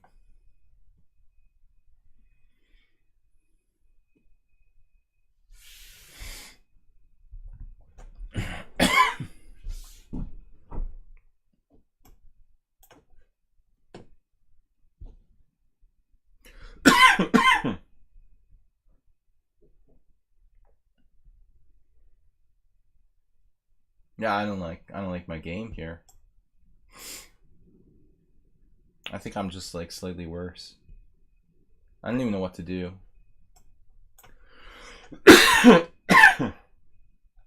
I'm happy for a draw. I mean, I think black stands better in this position. Let's see what the oracle says. It says 0 because we agreed to a threefold rep, probably. I mean, is there really 0? It claims I'm better after rook c2. Shit. I didn't think that was true. I thought he has this. See, this is the whole reason why I didn't play for rook c2 and play for a win. Everything was based on knight b3. The computer is like, no, that's not a problem. You can just like ignore it and play this. And white is slightly slightly better, 0.1 advantage.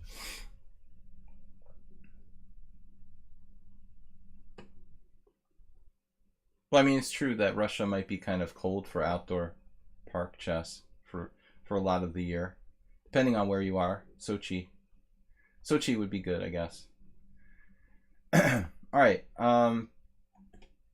perfect games by both sides. Boring chess in this game. Okay, we're gonna take these challengers. Fat President.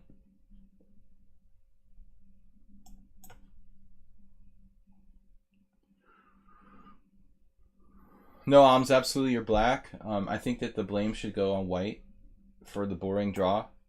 I completely accept responsibility. I think of black, the onus is on, equalizing, and nobody should be criticized for equalizing with black. I think I should get the blame for playing a kind of boring variation. Fat President with h6. Black should never get blamed for playing solidly.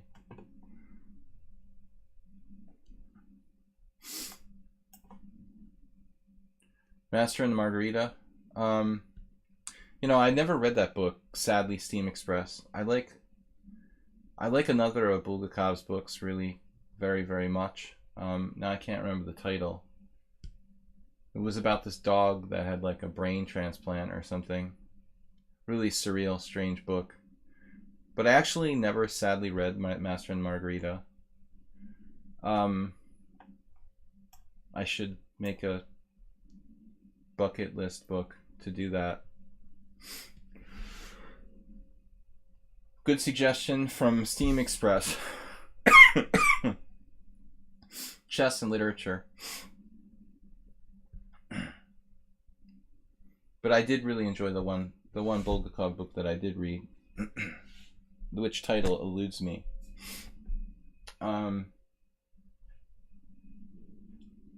Says, my repertoire is aimed at drawing with black against stronger players. I mean, I think that's the way a lot of professionals play the game too. Not all of them, Karpov style. Didn't you mention that Kramnik was your favorite player? Not that far different from Karpov, actually.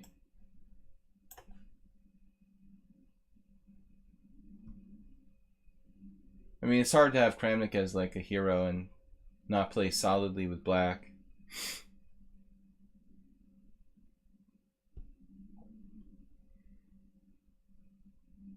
Knight kind of experimental move here, in case you're wondering. It's like a pseudo. It's a pseudo. What is it, actually? Pseudo London. This b6 should be very weakening for black.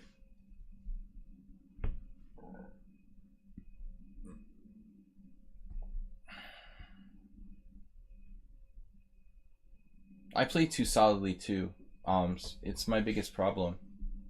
The reason why my rating is probably 50 points lower than it should be. I need to take more risks. A lot of stronger players have criticized me for this. I need to play a little more sharply. Too predictable. I play too clear. Try to play too clear style of game lately. I wasn't always like that. But I think it's part of teaching chess. I try to play correctly since I've been streaming and teaching people to play. I have an interesting idea here, actually. Wow. Fat President just sucked the life out of my whole balloon. With c6, I was hoping he'd do something crazy like c5. Deflated my whole hope of something sharp here.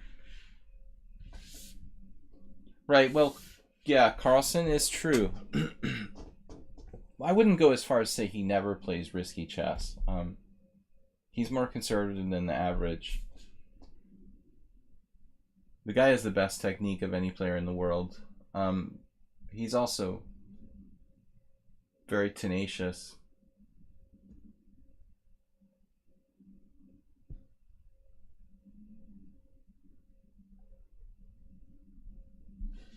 All right. I don't see any tactics. Knight b5. Knight DB5. It's absurd. All right. Now my queen is kind of misplaced here.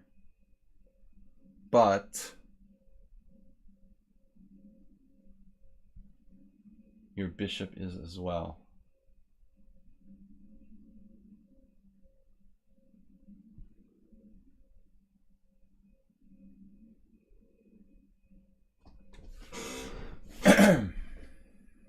That's what Gingy would do all the time when he was like trying to concentrate.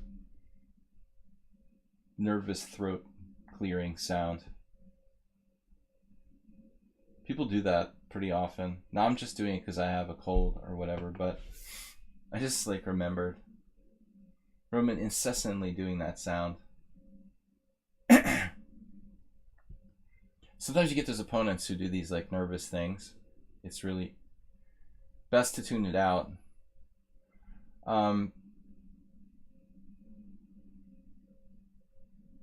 Knight takes c6. Knight takes c6, knight takes d5. That's a little too fantastic.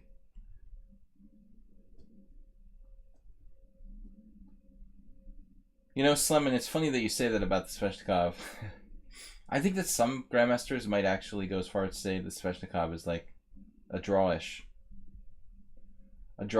system, essentially. Because there's so many variations that hinge on opposite-colored bishop positions that are basically draws in a lot of the main lines of the Sveshnikov, that when you take certain openings that seem aggressive on the surface, like the Sveshnikov and the Grunfeld, and you push them like 30 moves down the line, theoretically, a lot of times these sharp openings actually become essentially drawish.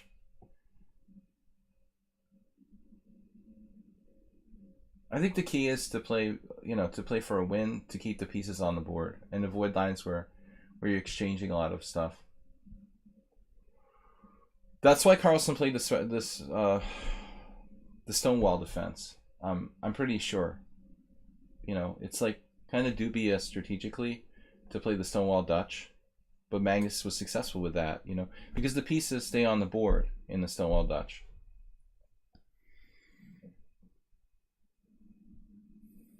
I really don't know what to do.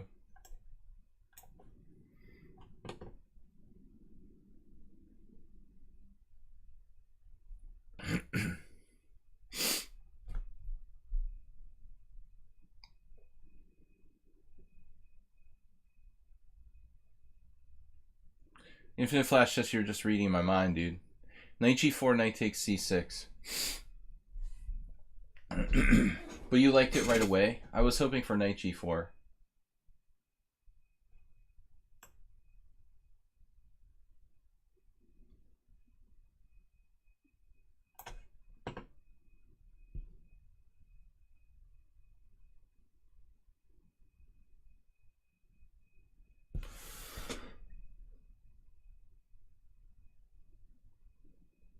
Now it might even be a good move for him.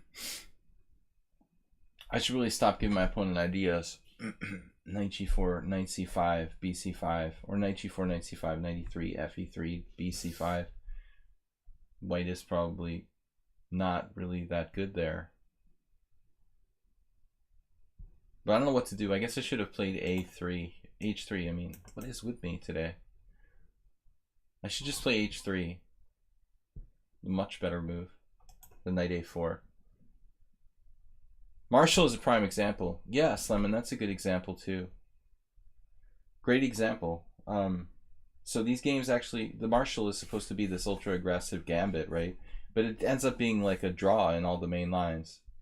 So it's kind of ironic. If you want to play for a win instead of the Sveshnikov, I guess you have to play something like kind of more amorphous, and less committal.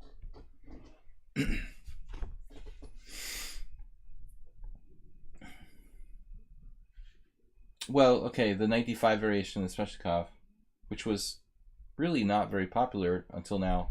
Caruana brings it back. But yeah, it has that advantage of not trading stuff, right?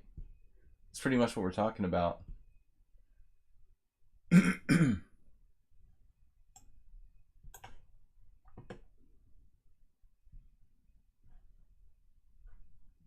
It'd be kind of messed up if like knight e8 wins a piece here. No, it doesn't. I can always play bishop e3. Knight e8, threatening c4, c5, d4, winning a piece. No. But it's almost never to respond with b6. Never good to respond with b6. It's a queen b3 style move.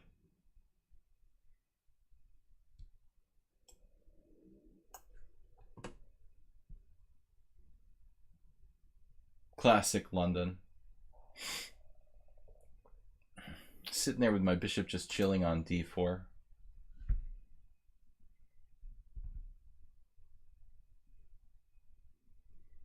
Bishop f6 and knight d5, c5, of course.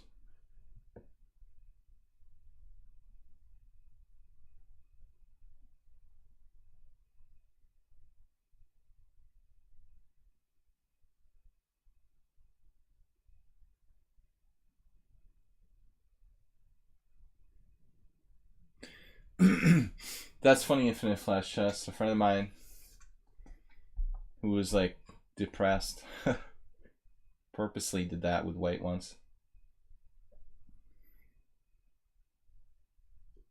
in a Grandmaster tournament. It wasn't actually e4. He played f3. His Grandmaster opponent was bewildered, didn't know what was going on, came to the board and played e5, and then my friend played g4, allowing mate in 1. He was just like depressed with his tournament result. So he just wanted to like lose all the rest of his games intentionally. What can you do? Like if your opponent plays f3, you sit down at the board, you play e5, then he like plays g4. It's not like he's, I mean, he's throwing the game, but like, what are you supposed to do? Like not mate him? The player playing black was kind of like not sure what they were supposed to do.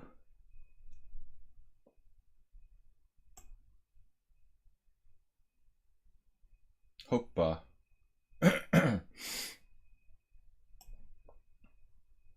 I'm confused. Let's activate rook.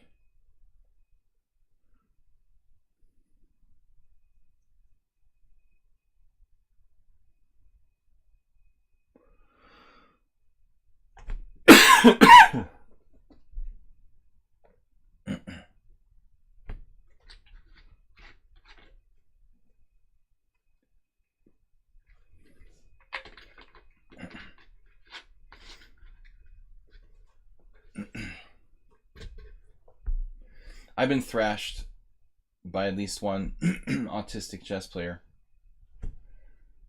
Well, it may not be a disability in terms of raw chess playing strength, that's for sure.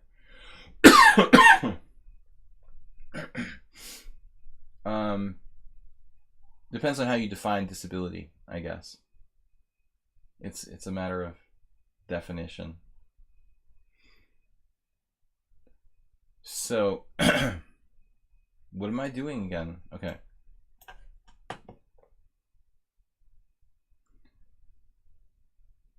Yeah, like somebody said, we're all autistic to some level, right?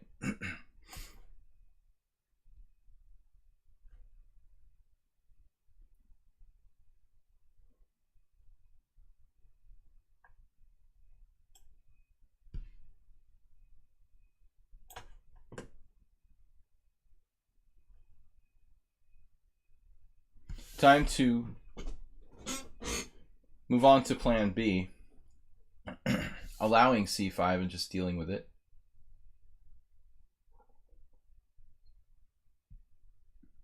Fed President, as you can see, is pretty strong. He's 22-37 in Blitz.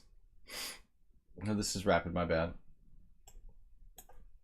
And I really wanted to play d4 now.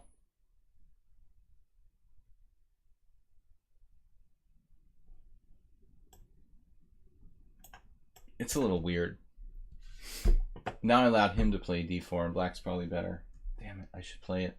Like it or not, I should have played it.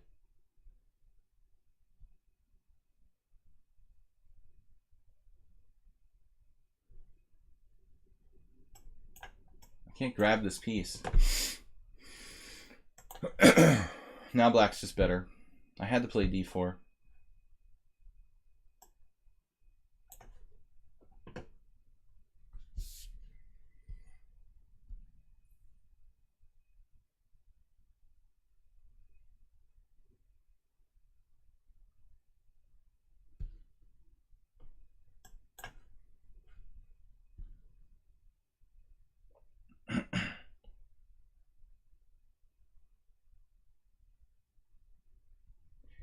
He could play knight b4 now.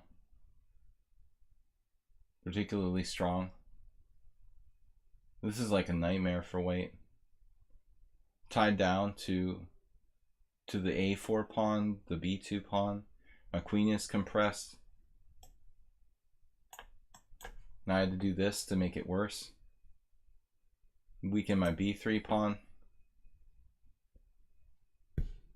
This is horrendous for white. Just a stock space advantage position for black.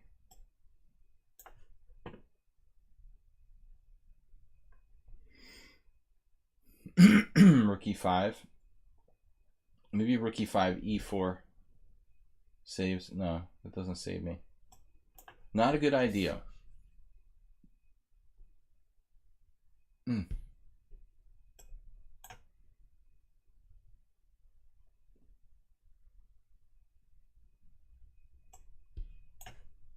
Losing at least a pawn.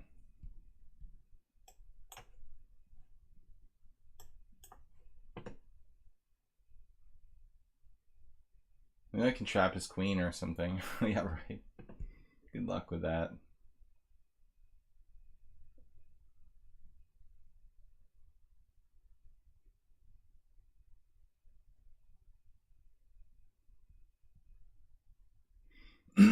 Okay, so am I just dead here? Great game, great game.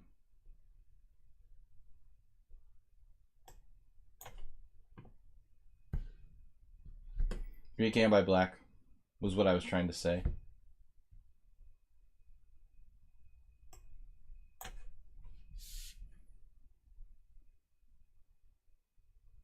Like machine-like precision.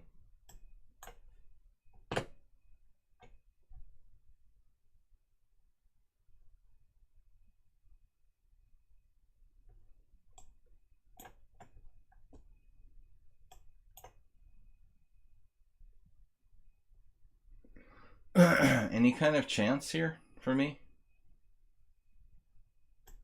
Just hopeless. I'm just busted. I could just resign. I'm just gonna resign. This is embarrassing. I was just crushed. Like, from the moment when he played d4, I had no chance. Here. This is just over. Just clearly over. I have to play d4 here. Myself. On this move. Stop him.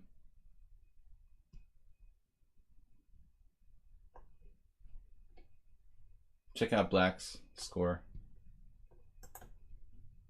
14 cent upon loss, 1 inaccuracy. I have 6 inaccuracies, 4 mistakes. My opponent 1 inaccuracy the whole game. No, he made some finally. Alright, at the end he must have made some bad move. Knight takes d3. What's this? Oh, yeah, I like it when it says like you made a question mark. Like you didn't win like +6, you won with just +5 or something. Horrible game by me. From the point where I let him play d4. So if I played d4 myself, computer says I should play e4. Okay, that's another possibility. But I would prefer to play d4 here. If I can make it work.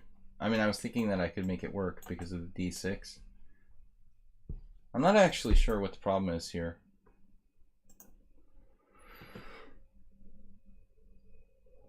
I would have been fine. But I talked myself out of it at the last minute for some stupid reason, like he was going to exchange here, but this doesn't help him. I mean, I'm okay here. He's going to lose back this pawn on d4, and probably black's okay. I mean, white's okay. So that was a stupid decision. Prince Merc challenged me to 5+4. I normally don't do increments larger than 3, but that's alright. I don't mind. For this one time. Yeah, Pondo let himself go. I think he has a little too much. He had a little too much stuffing.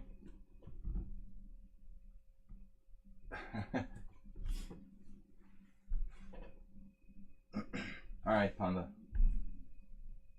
You stay there. Thoroughly thrashed in that game. I noticed I started coughing less, though, in the last, like, 30 minutes. I wouldn't mind, like, losing this cough.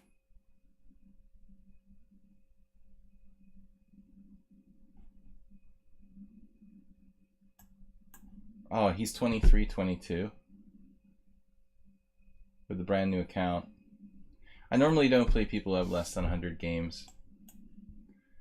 I didn't realize it was a 2300 with 50 games. Okay, whatever, dude. Beat me up. Beat me up, Scotty.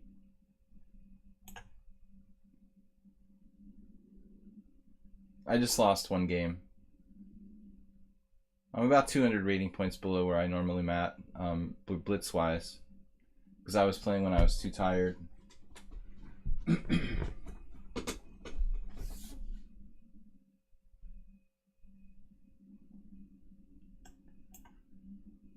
But I like to play people who have 100 games, so we see they have an established rating that's like reliable.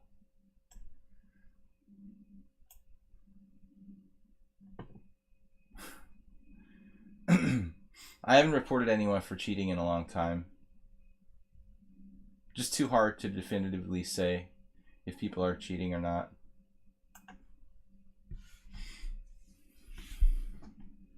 I used to get really upset about it, but slowly I'm just kind of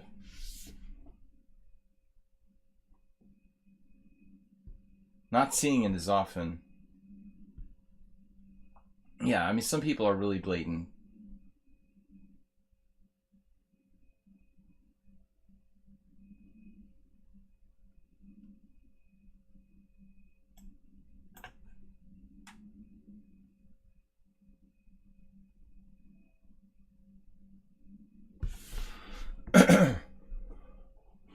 I never played this line with white. If I had realized you were like 2300 when the game started, I would have probably played something more serious.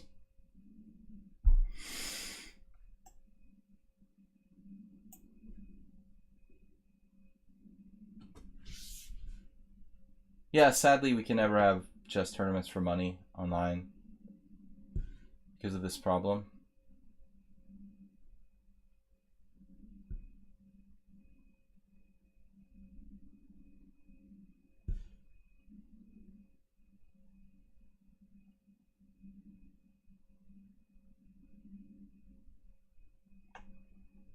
It's a sad thing.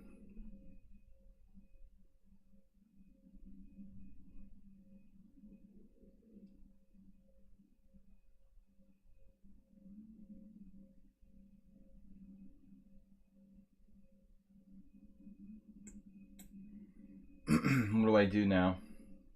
Just slightly worse. There are 8 moves. Playing a variation I don't know. Against a new account.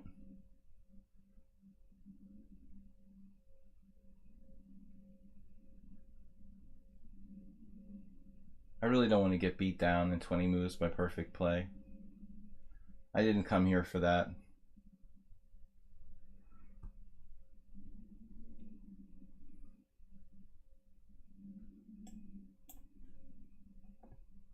Yeah, that was the best I come up with too. Karpov Gambit.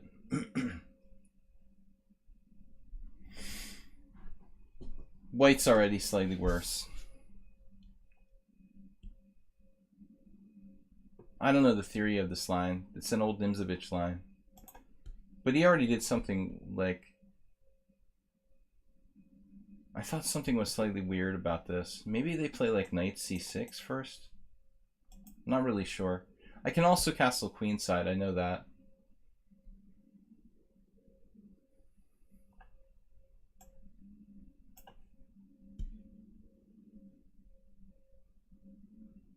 He's 22-0 in rapid games? Oh, brother. I might as well just resign here. What rapid games, though? He's only got 8 there. He doesn't like rapid. Yeah. He's just 22-0. He hates winning. What's his score in Blitz so far? 56-0.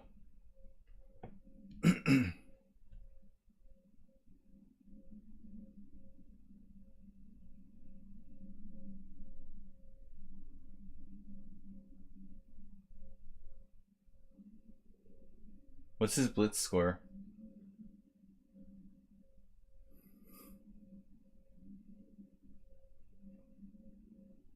That's a lot.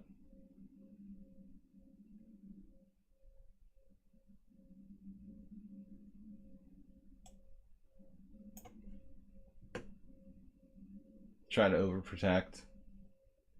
This is a little like playing a Verusian Akobian or something.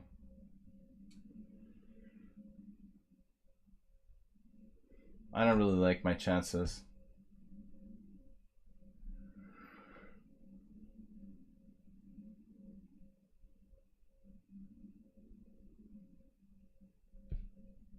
Slightly surprised they would exchange right away. They must have like a concrete line.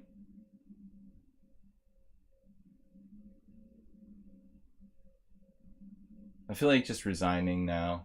I think we'll just resign now. Save myself the frustration.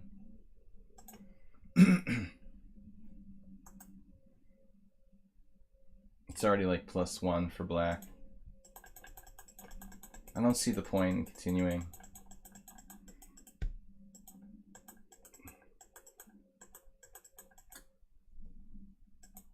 Queen b6 is engine first choice. I really don't want to continue this. That's not interesting to me, to play someone who plays perfectly. All right. I want to play people who are human, not computers.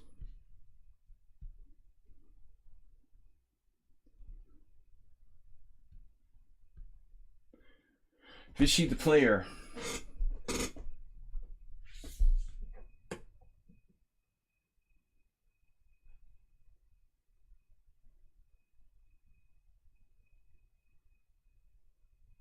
I just want to play humans.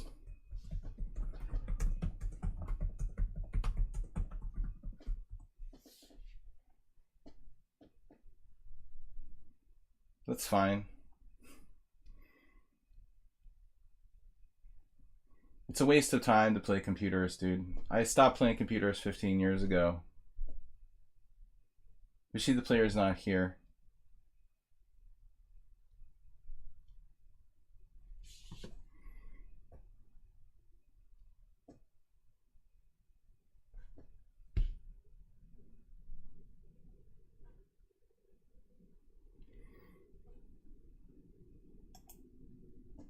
I mean, you're the one that chooses to use a computer to play, man. You don't have to do that. That's completely up to you.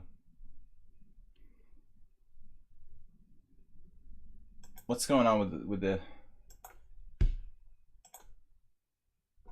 board here? Vichy the player has a tendency to do this.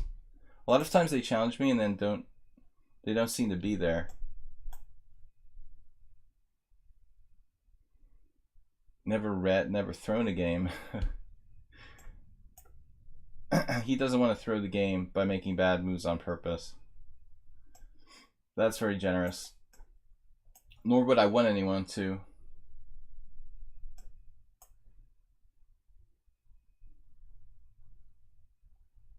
I'm not going to sit here and pretend someone is not cheating, you know, when I think they are, so.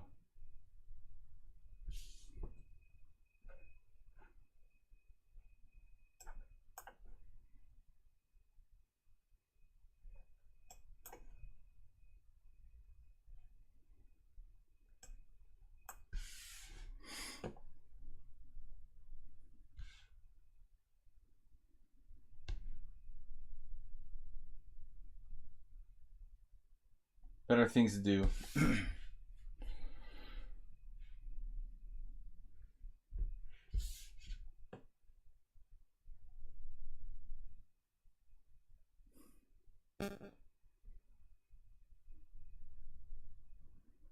Well, I mean, I think it's highly likely OMS, but I don't have scientific evidence to support my feeling. We'll let somebody else down the line, you know, make that decision. But I'm not gonna waste my time when I suspect someone likely is using an engine. I would rather be on the side of caution.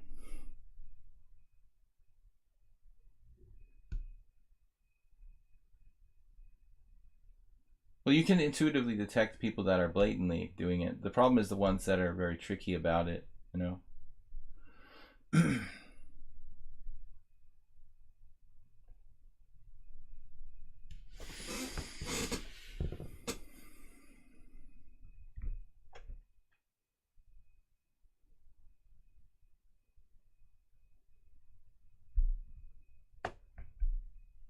Anyway, that's enough of this.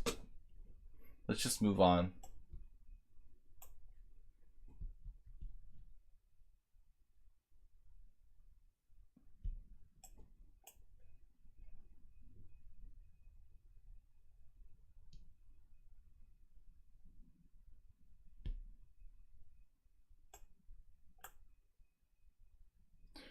This is interesting here. He could sacrifice the bishop, letting him win a pawn. I had a similar game in Norway one time.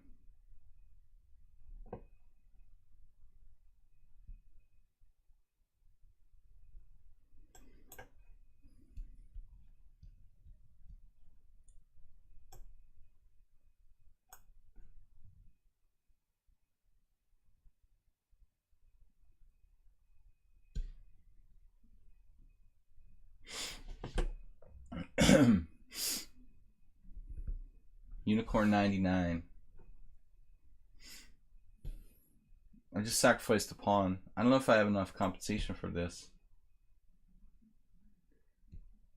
Probably not. Guys, I don't want to really have a discussion about it, you know, in the stream, whatever. I mean, it's just a waste of time. So this is just not good for me either. We'll try to play e4.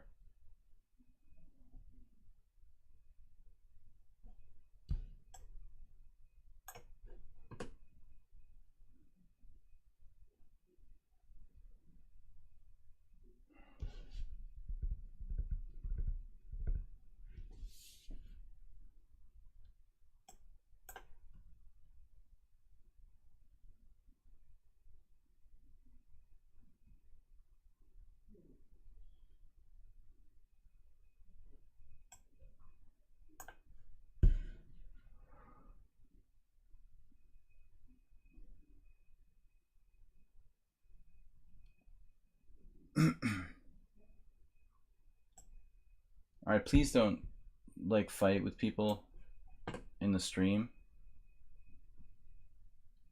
I mean, I get a sense when people are, you know, probably not legit. So let's just forget about it.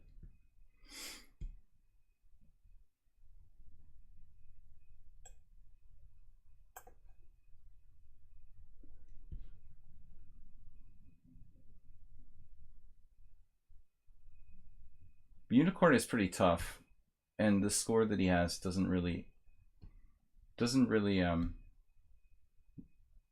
justice to his strength.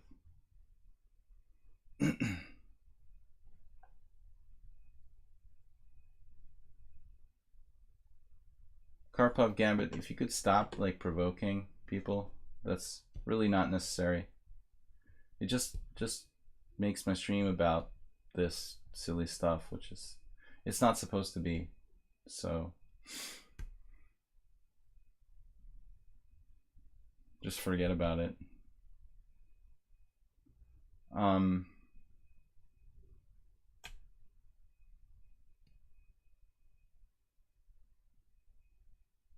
not liking my position here.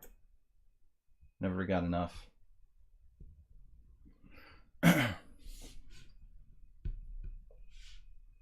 I'm pretty impressed by Unicorn 99.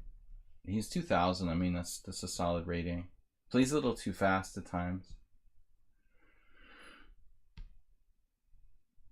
But it's my bad. I shouldn't have accepted the guy's challenge in the first place. You know, I know better than to play people who have less than 100 games, especially new accounts that are like 2,300 out of the gate.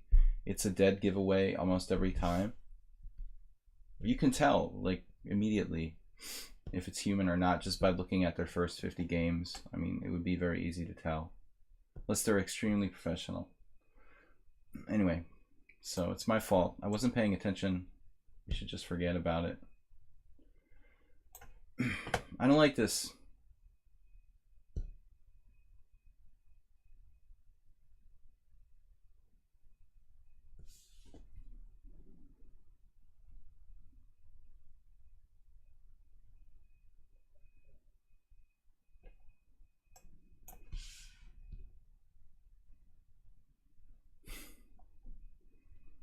Now we're better. This e5 square could become very, very strong.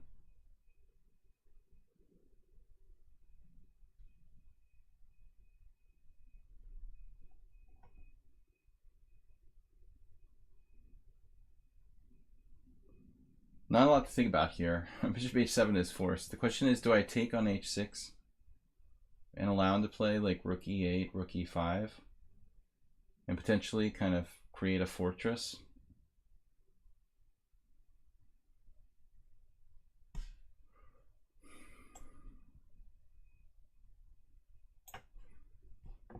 I guess. I also have rook b1. Now, rook e8 is also good against that. Well, I know. Maybe I should have played rook e1, rook e6. Yeah, I mean, this is infinite flash chess. Suggestion might actually be stronger.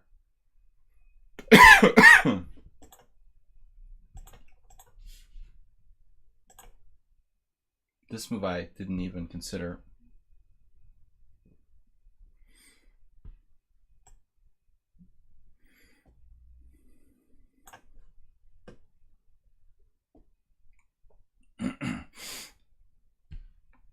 And I may actually have serious issues here.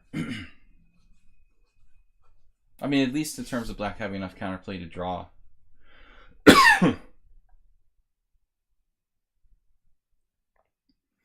Yep.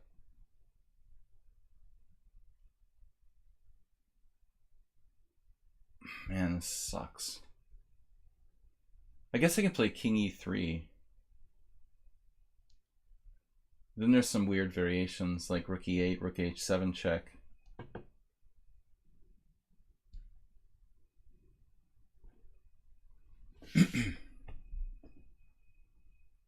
Rook b1, king g7 first.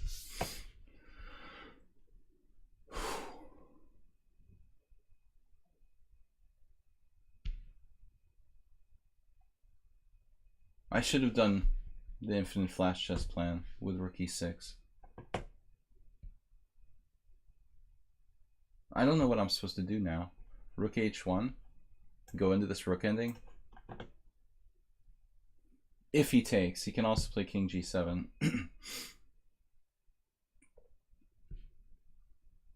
Okay, if king g7, rook h4, now I'm at least equal.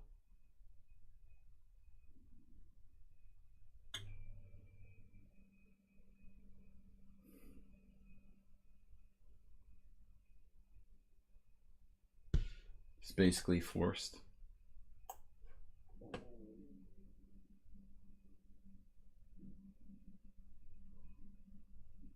Space.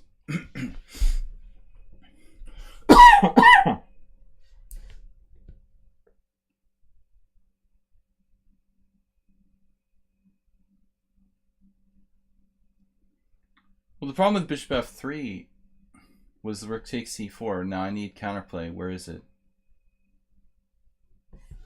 Mr. Spock. Nefedov. Playing my simul. I called him Spock, and it turns out that's his like chess club nickname, ironically.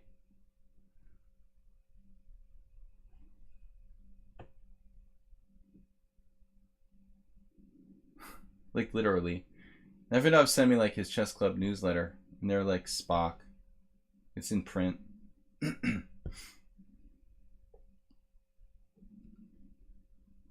Yeah, I don't want to lose this pawn. I mean...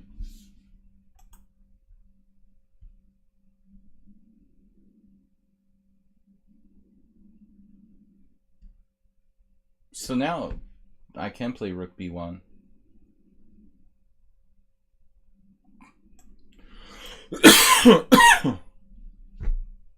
This actually looks pretty promising.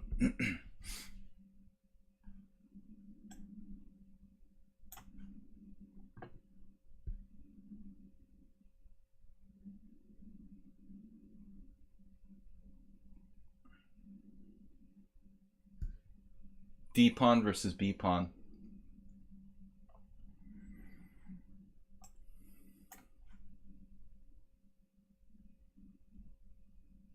Now bishop g8.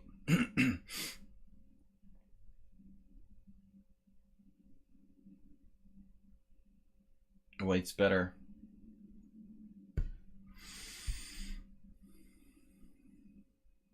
Here I'm not sure what to do.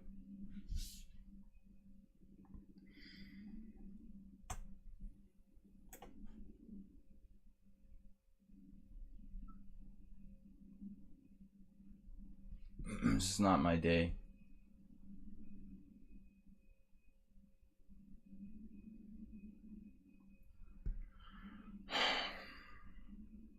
I totally overlooked bishop f5.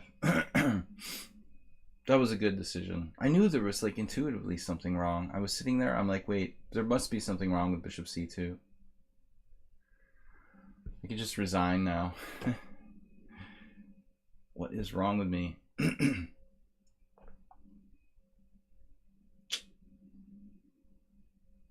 Funny how the intuition, there's some subconscious calculation or something. I didn't see bishop f5, but something told me like there was something wrong with bishop c2. And I was thinking, well, what's wrong with bishop c2? Why do I have to play king c3 or king e3? And like I subconsciously saw it. Just have to resign now. Sick. Winning position, basically. I mean, after rook a2, even just this, up to f4. King c3 is also... I mean, it's weird to pin yourself, admittedly.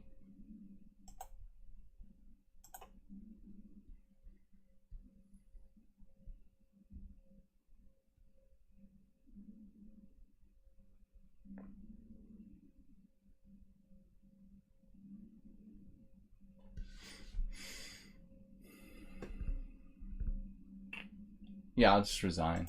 Anyway, good game. Fossilify. Not my best game there. Drop the piece. Suspicious. Yeah, he was a computer. No. No. That was a real game. I just can tell the difference. Embarrassing to just not see bishop takes f5. Alright. You lose the game in one move. What can you do? So, what was I thinking here? Bishop takes f6 is recommended somewhere? I don't like that move. Black is not an engine. No, we're just kidding at this point. I'm telling you guys, I never reported anybody for like 2 months for being a computer.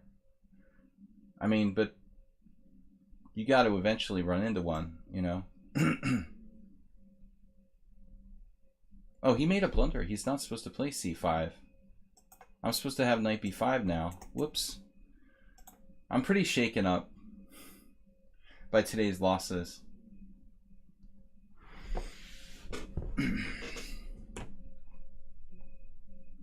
Oh, I lost against Fossilify too. That was in the simul. You're allowing knight b5 again, but now it's not as strong. Maybe it is. I've got this. But this doesn't make sense, man. I mean, I guess I can play c3.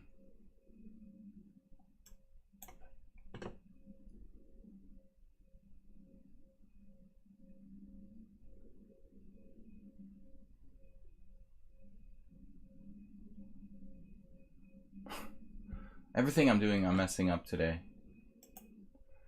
I don't play this line very often. Normally I'm spotting knight b5, but I don't seem to be 100%. A little under the weather.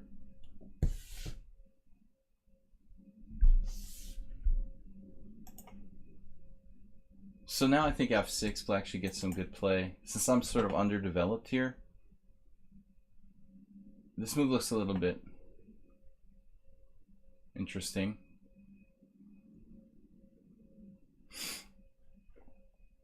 This will be our last game for today, guys. This player is just provisional.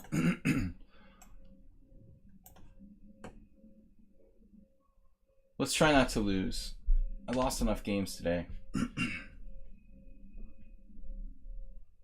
Do I prefer the winnower lines over the Tarash? I find the winnower is very hard to play against because of the imbalance. The Tarash is, well, I mean, yeah, the Tarash is a little easier because you don't get the bishop versus knight imbalance going on. So I feel like that's a bit easier, what I'm saying, basically.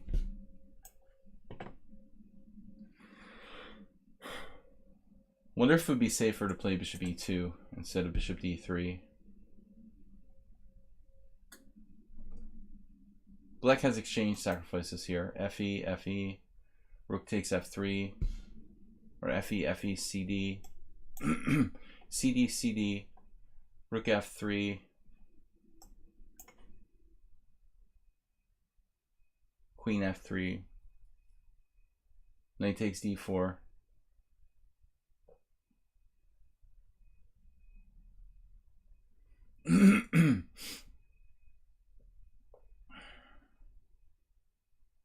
I mean, the Tarash is very complicated too, to be fair, in Fin Flash chess.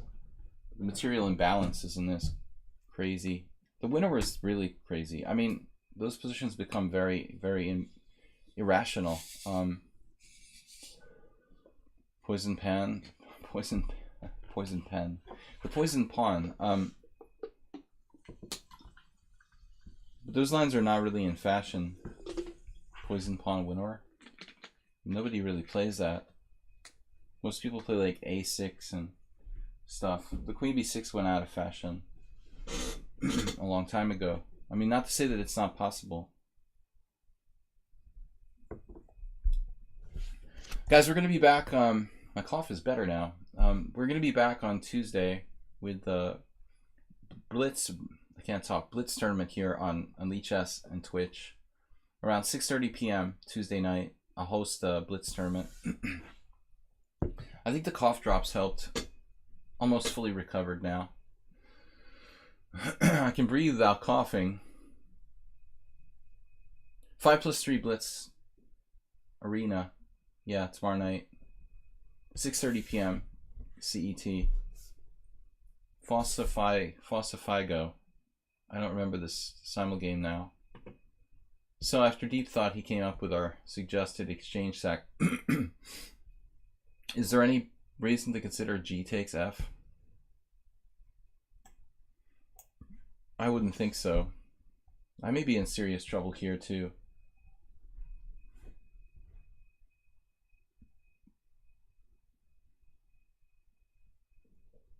I think I'm just kind of freaked out now because I lost a number of games.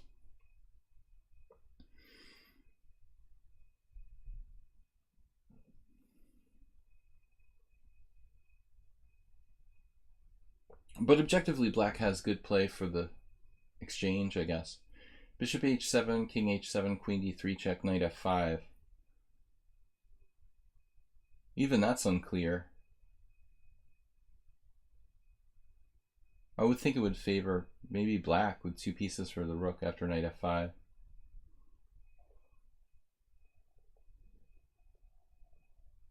No infinite flash. I mean, I think there's multiple moves here. A lot of moves. I mean, queen e3, queen f4, queen g3, queen h3, bishop h7 check, queen h5, just to name a few.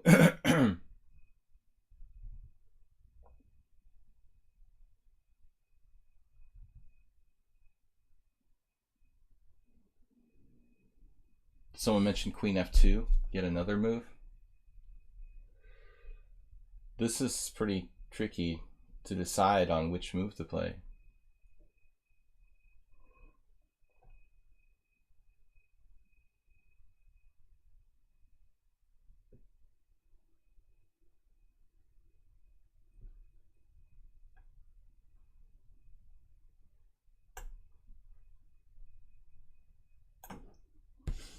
I'll just choose one at random, the more active queen move.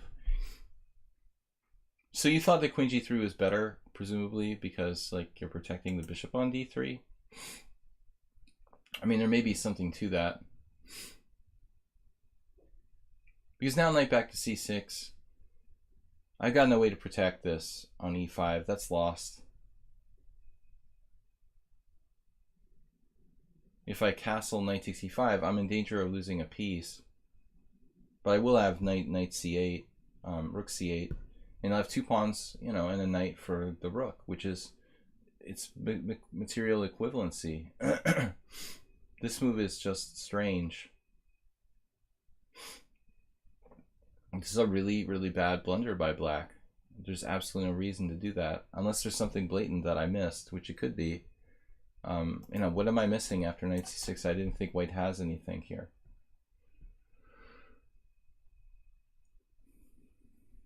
I think Falsifico just overestimated my chances.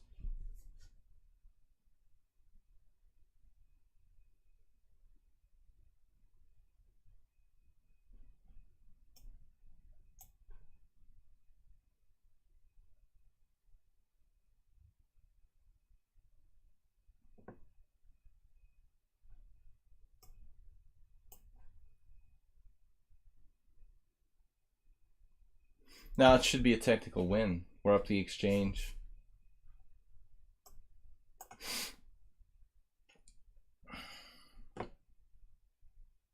But even here, he seems to have a little bit of counterplay.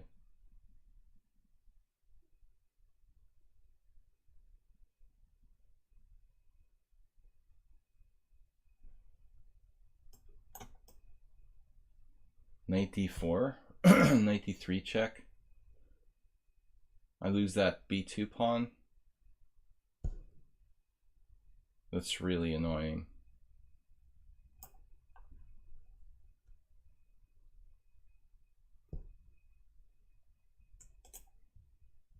Now this way, if he goes out, I can castle with check.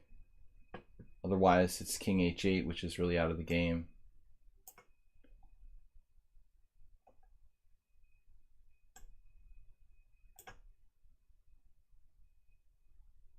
So he still has some play. His king centralizes.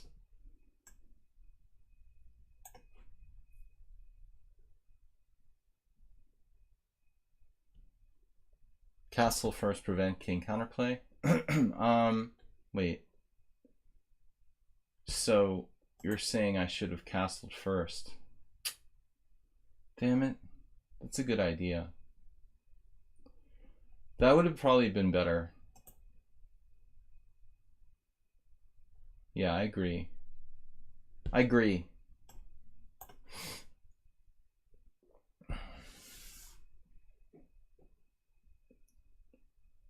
This still should be winning for me somehow. He does have quite a bit of play, though. I thought pawn takes.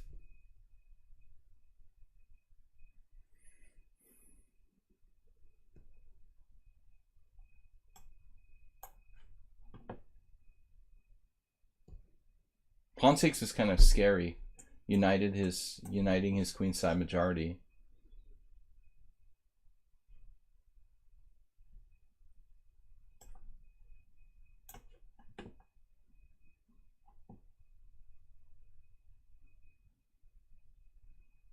Soltigo, Falsifigo. Any relation or pure coincidence?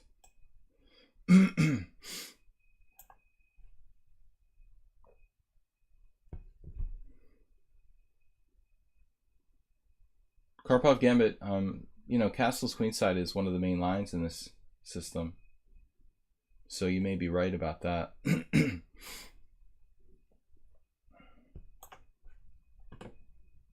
This looks a little materialistic. But I don't mind grabbing a couple pawns while I'm on the go. Hoppa.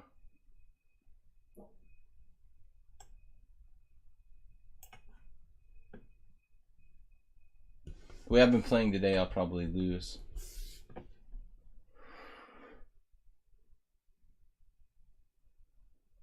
When we check him away, then we start eating pawns.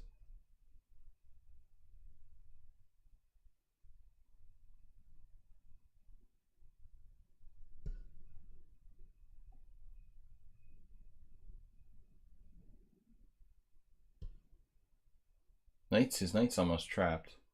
King f3. No, not true.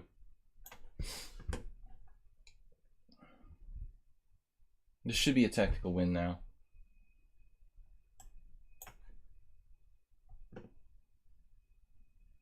Just up an exchange.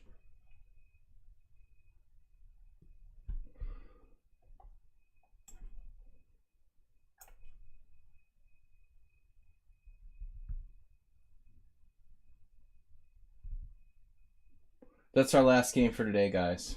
Glad it's over. Today was pretty tough. It's almost over.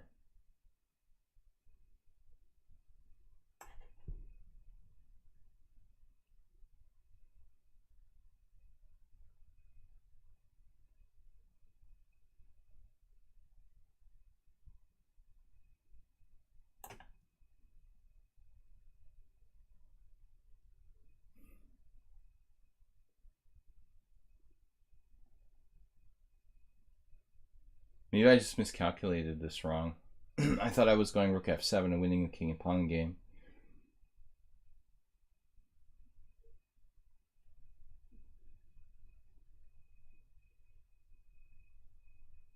But I am, aren't I?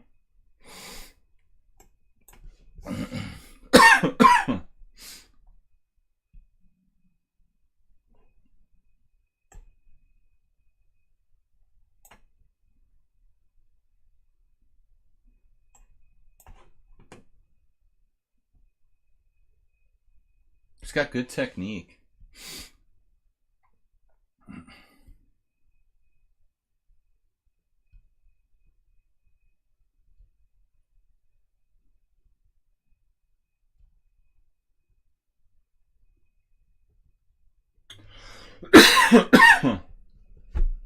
Well, here maybe I just push the pawn.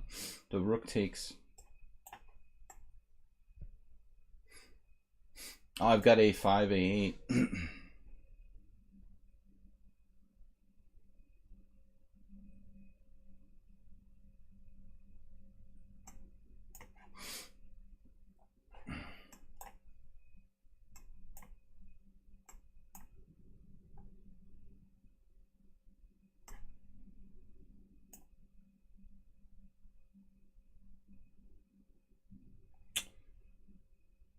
Yeah, unfortunately, you can run, but you can't hide.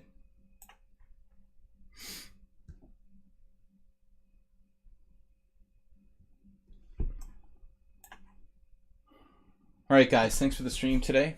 I will be back tomorrow night with the viewer arena here on lichess and Twitch. Thanks, everybody, for supporting our stream. Thanks for subscribing.